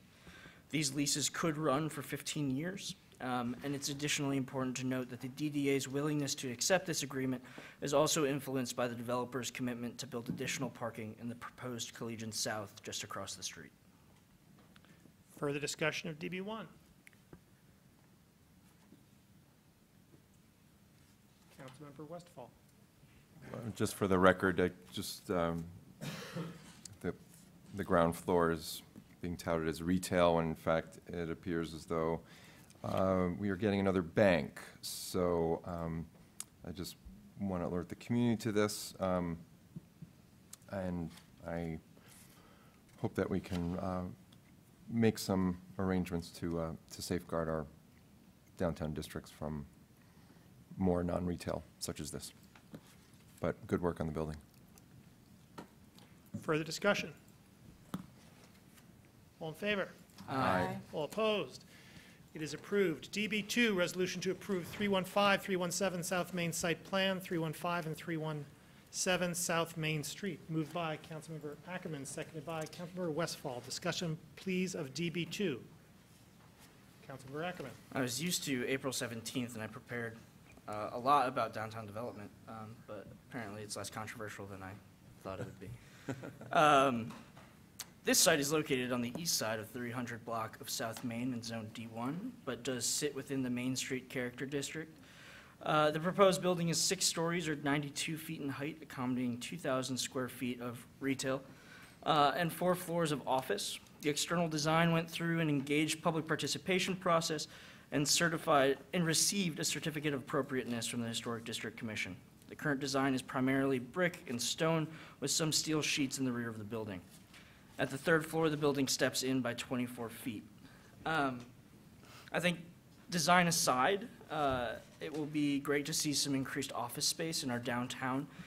We more and more hear about how Ann Arbor companies are looking to expand elsewhere because of the limited supply of office space. And while this is a small increase, it is an increase, and I'm happy to see it. Also want to add that, in my opinion, and it's a subjective opinion, I do think that this development is a better fit to the character of the district than the current use, which is a single story of retail. And I hope that this building can help demonstrate that form and design over height define something's character. Further discussion, please, of DB2. Councilmember Warpechowski. Thank you, Mayor Taylor. I'll be supporting the project as proposed, although I will say that as I was reflecting on what I liked about the process that brought us here, it did raise some concerns for me about the other properties on this block of Main Street. So this property is within the Historic District, which, so we have a process of going through the Historic District for the Certificate of Appropriateness. We don't have the same access to zoning premiums, and I think we get a building that's going to fit in well with the character of that block of Main Street. Further to the south, we have a couple of buildings that are outside of the Historic District and have a 180-foot height limit. No, as I read the zoning ordinance, no restriction on the diagonal, and no requirements for the materials that they make. So I think what would happen if a Real Seafood or Paleo were to go through a similar process? It could end up looking very different in a way that may not be appropriate for Main Street. I believe that Main Street can handle tall buildings. The First National Building is a very tall building. If you Google Ann Arbor First National Building height, Google tells us that it's 591 feet. I'm serious, it tells us it's 37 floors. After a little bit more digging, you find out that it's 142 feet, so still tall, but what makes First National Building work on Main Street are 2 things, I believe. One, that it is a narrow tower that makes it less imposing, and 2, it's built with beautiful architecture and high-quality materials. So I think as we look at what worked with this process and how the other properties on Main Street might develop in the future, I think we want to look at that southern end outside of the Historic District and look at perhaps bringing back the diagonal requirements as we did with the Huron Overlay District that changed us from the community opposition to the Foundry to the community support for the building next to the hotel that's also being built by Core Spaces, where having that narrow tower was seen as having much broader community support. And also looking forward, our Planning Commission had looked at making downtown premiums contingent on certain building material choices. And I think that there were other parts of that premium review that have been caught in needing to really get hashed through, but I think that's one that probably has broad support. So I'm hoping that we'll be able to look at some of those issues to say, how do we make sure that if there's anything built on the rest of that block, it's as fitting as this development is. Further discussion? Councilmember Crapo. Yeah, I'll be supporting this. I just want to emphasize something Councilman Ackerman brought up, that, this is going to be office space. And one of the things I think as we're moving forward, as we're looking to get density downtown, an important aspect we do have to think about is the idea of office space and how do we make it an area that we want people to live downtown, that they can actually work and walk there, that there's space for them, because there is a demand for businesses to have viable commercial space in the areas. And I'd like to remind people, we got to keep thinking about that. And I think that's going to be the next thing that we're really going to have to start thinking about and considering it as we move forward as a community. Thank you. Further discussion? All in favor? Aye. All opposed? It is approved. DB3, resolution to approve the purchase of development rights on the Donald H. Drake Trust property in Lodi Township and appropriate funds the amount of $263,247. Moved by Councilmember Grand, seconded by Councilmember Ackerman. Discussion, please, of DB3. Councilmember Lum. Thank you, Mr. Mayor. As you know, I'm happy to support these Greenbelt purchases when the city's not paying more than half the cost. Again, when voters approved the Greenbelt, we told them the goal was for the city not to pay more than a third of the cost of any purchase. I understand that's not always possible, but I'm not comfortable with paying more than half. In this case, the city's Greenbelt program is paying $263,000 of the total $404,000 transaction cost, including the purchase of development rights itself as well, and the administrative closing costs. So the city is paying 65%, or almost two-thirds. I'm very pleased we received a federal grant, but it's disappointing me when neither Washtenaw County nor the local jurisdiction, in this case it's Lodi Township, where the property sits, contribute anything, and Ann Arbor taxpayers foot the full local share. With the, there is decent leverage because of the federal grant. This one's kind of in the middle, but it's, I'm struggling with this because, again, we're paying two-thirds of the cost. Feel a lot better if Lodi Township and Washtenaw County would have contributed. That's my struggle. Thanks. Councilmember Grand. Thank you. The Greenbelt Commission, as with all projects, goes through a scoring process. This one scored sufficiently high that the Greenbelt was enthusiastic about this process. If you look at it, you can see that there's varied both farmland and some natural features on the site. It's also contiguous with other protected land and of decent size. Greenbelt definitely strives to get matching funds wherever possible, and in this case they got federal grants, but it didn't quite meet that 50%. If you look on the map surrounding it, you will also see that there's some fairly dense residential developments in places where we're trying to discourage suburban style development. You could very easily encroach upon this property, so it was a high priority for the Greenbelt to protect this as farmland in perpetuity. Further discussion?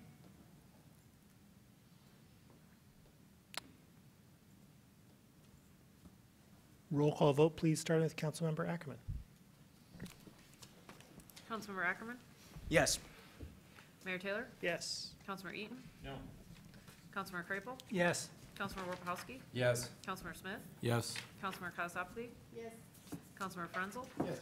Councilmember Westphal? Yes. Councilmember Lum? No. Councilmember Grand? Yes. Motion carries.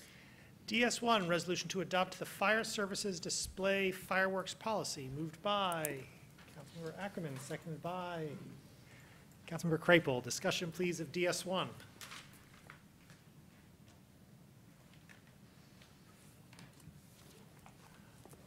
All in favor? Aye. All opposed? It's approved. DS2, resolution to approve fiscal year 2018 fee adjustments for public services area, engineering, systems planning, public works, and water treatment services. Moved by Councilmember Ackerman, seconded by Councilmember Smith. Discussion, please, of DS2. Councilmember Westfall. I just want to follow up on some of the comments we heard from the public this evening. I believe it was on this project where I wonder if staff could verify whether public meetings were promised as a follow-up to the process for determining fees for these areas.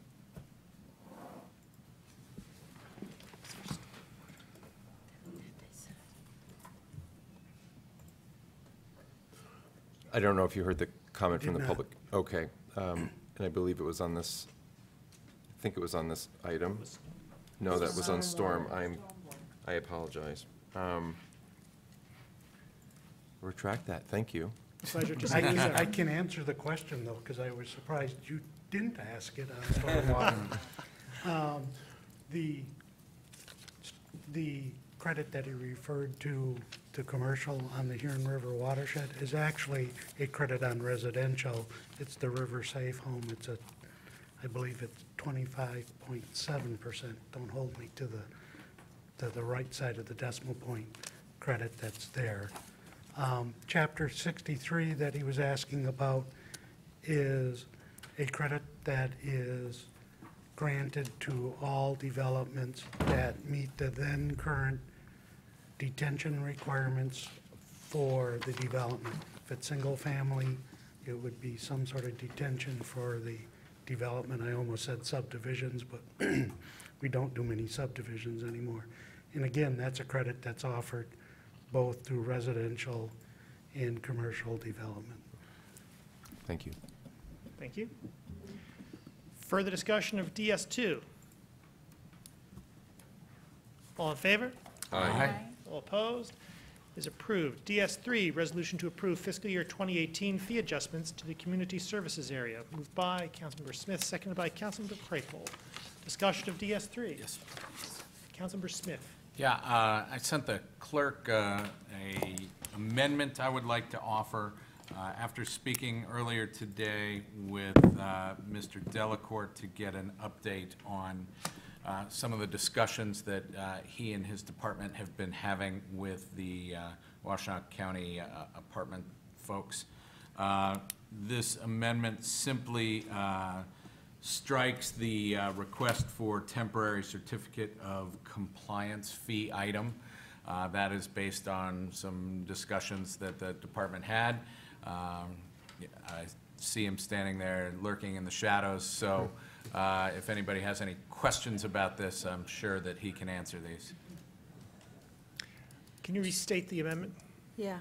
I haven't. To strike on page 3 of the building and rental fee changes, that would be the 1, 2, 3, 4, 5th line down. Rental housing is the area. The current fee name is new. There is no current fee. The proposed fee name, request for temporary certificate of compliance per property. Proposed fee of $50. It's a new fee. Estimated revenue impact $2,500. Proposed effective date 7/1/2017. Last fee change new. This amendment strikes all of that. Thank you. Is there a second? Seconded by Councilmember Warpachowski. Is that friendly to the body? It's friendly. Further discussion of the main motion as amended. Councilmember Lum. Thanks. Mr. Delacourt could, yeah, thank you for that amendment. And Mr. Delacourt, thank you for working with the Washtenaw Area Apartment Owners Association folks. I'm wondering if you could clarify then that because the question on the fees about combining the initial rental inspection fee and the first reinspection fee into one fee. Correct. So now we heard tonight that that's going to be, there's an extension of a year, right? Yeah, staff is proposing that by combining the inspection fees, it does create a disincentive to some of the landlords who may have passed on the initial inspection. Part of the recommendation, it seems to have gotten lost in part of the process, is an update to the housing code that would extend the inspection cycle by 12 months for any property that passed on initials. So you would pay the combined fee, what was used to be a separate initial and first reinspection.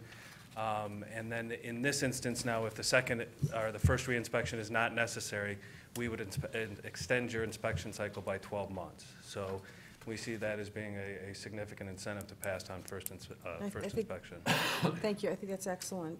Extending it for a year where the initial inspection was deemed compliant. Yeah, it's nice to reward good performers that way. And then let's see, the other question that was, the question about the cost per unit, which was that $50 charge? Oh, for the rooming houses. For rooming Gen- yeah, houses, yeah, thank for the you, gentleman yes. earlier. Yeah, part of our conversations that took place with the apartment association was. Cost per, yeah, Yeah, room.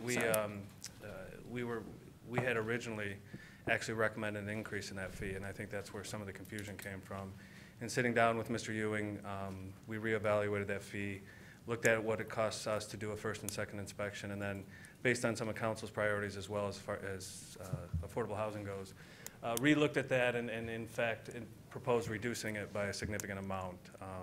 Currently, we charge $60 for the first inspection and a $40 reinspection fee. We're going to lower the initial to $50, and then that will include a first reinspection fee at no additional charge. It doesn't quite go as far as Mr. Ewing thinks should go. We think it's consistent with what it costs us to do those inspections in this day and age. We have demonstrated and will continue to demonstrate a willingness to reevaluate that in future years if we think it's appropriate. But right now, we think that's an appropriate fee. Okay. Thank you very much for doing that again and for sitting down with them and coming up with these changes. And then just in terms of the building and rental fees, I'd like to thank you and your team for rebuilding the building department.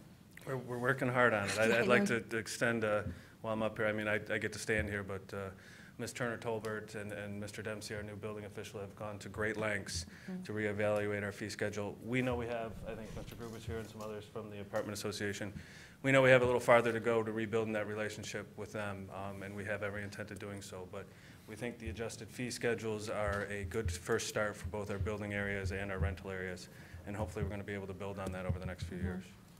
Thank you. Just to follow, there were internal problems in the service area as well as external frustrations, and significant improvements have been made. So again, thank you. We know fees have not changed in the building and rental service area since 2010. And you noted that in the cover memo, of course. And some of the fees here are being restructured or renamed for simplification and for transparency. And some fees are increased or decreased based on the underlying city costs to provide them.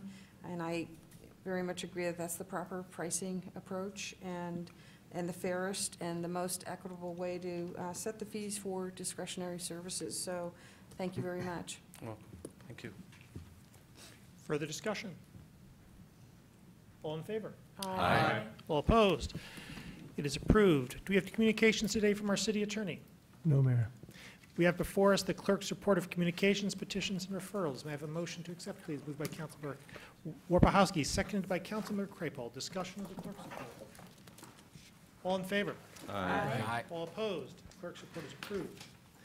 We now come to public comment general time. Public comment general time is an opportunity for members of the public to speak to council and the community about matters of municipal interest. To speak at public comment general time, you need not have signed up in advance. Speakers have 3 minutes in which to speak, so please pay close attention to the time clock.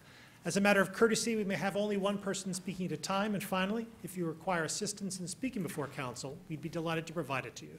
Is there anyone who would like to speak at public comment? Yes. I'm Dwight Smith. I've lived in Ann Arbor since 1949. I'm pleased to see that the city has been making moves towards being a solar-friendly community. I have been operating almost exclusively on solar for over 40 years now. I have been very careful not to do anything which would be in danger of increasing my property taxes, but as long as that's not an issue, and as long as it doesn't continue to be an issue, I would love to have permanent solar on my property, but I will not do anything to increase my property taxes. I will run almost exclusively on solar from here until infinity. And I'm certainly glad that the city is moving in the direction of being more green and more solar friendly. Thank you. Thank you.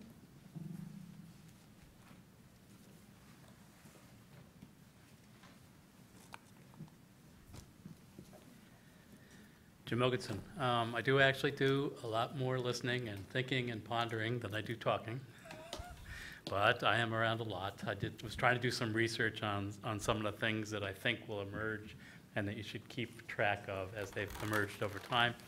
In 2003, the DDA had its 30-year plan, and I said, we got to, people need to focus on this 30-year plan, it's DDA. They said, oh, the Iraq war is happening, we can't worry about that now. And the plan got passed, and since that time, people have become more interested in this topic. Right? It's one of those things that happens. Same thing with the issue about the federal strings attached to federal money. I started looking at the Byrne police grants, the formula grants from the Justice Department and Homeland Security, and said, what are the possibilities? And the concern I had at the time was that they would put some kind of a thing that said that you had to, that you were, you took the $20,000 grant, but the strings were that you had to, follow up and know what everybody's student status, visa status was. And oh, by the way, there's no money for that. And what seemed like a good idea was a $20,000 grant became a $2 million program, right? Because they were going to require you to enforce student visa status. Wouldn't that be a problem? So the formula grant is going to be coming up again. Another thing that's happening that probably most people don't know about is that the Ann Arbor Area Transportation Authority Board is in the process of looking at a new way of governing the board. They're moving to a policy governance board. I'm probably one of the few people that knows about that that's not on the board. And I believe that it's important that you keep track of that and provide input before they actually make those changes. The idea is that the board will transfer more authority to the CEO of the AETA. And so that if there is, for example, the Transportation Committee has something it wants to tell the AETA, they're going to say, oh, sorry, we can't do anything anymore. The CEO is in charge of that. So I think it's important that people at this level look at that now before it goes into effect, and then it becomes a huge crisis for the Environmental Commission or the Energy Commission. This came up when AETA did its transit millage, and staff had said, we think we were not going to do the hybrid buses because they break, and they do. And it turns out they're more expensive, and AETA has had to deal with that. And so that's one of those situations where this is back and forth, and because things happen in these little tiny bubbles, and that the press, we don't have the Ann Arbor Chronicle anymore, who's following all this stuff, and it can kind of happen. And yes, theoretically, people could know about it, but nobody does. So watch the AETA and make sure that you're aware of what's going on and provide input before it happens. Thank you. Thank you. Is there anyone else who'd like to speak at public comment? Seeing no one, public comment is closed. Are there communications from council?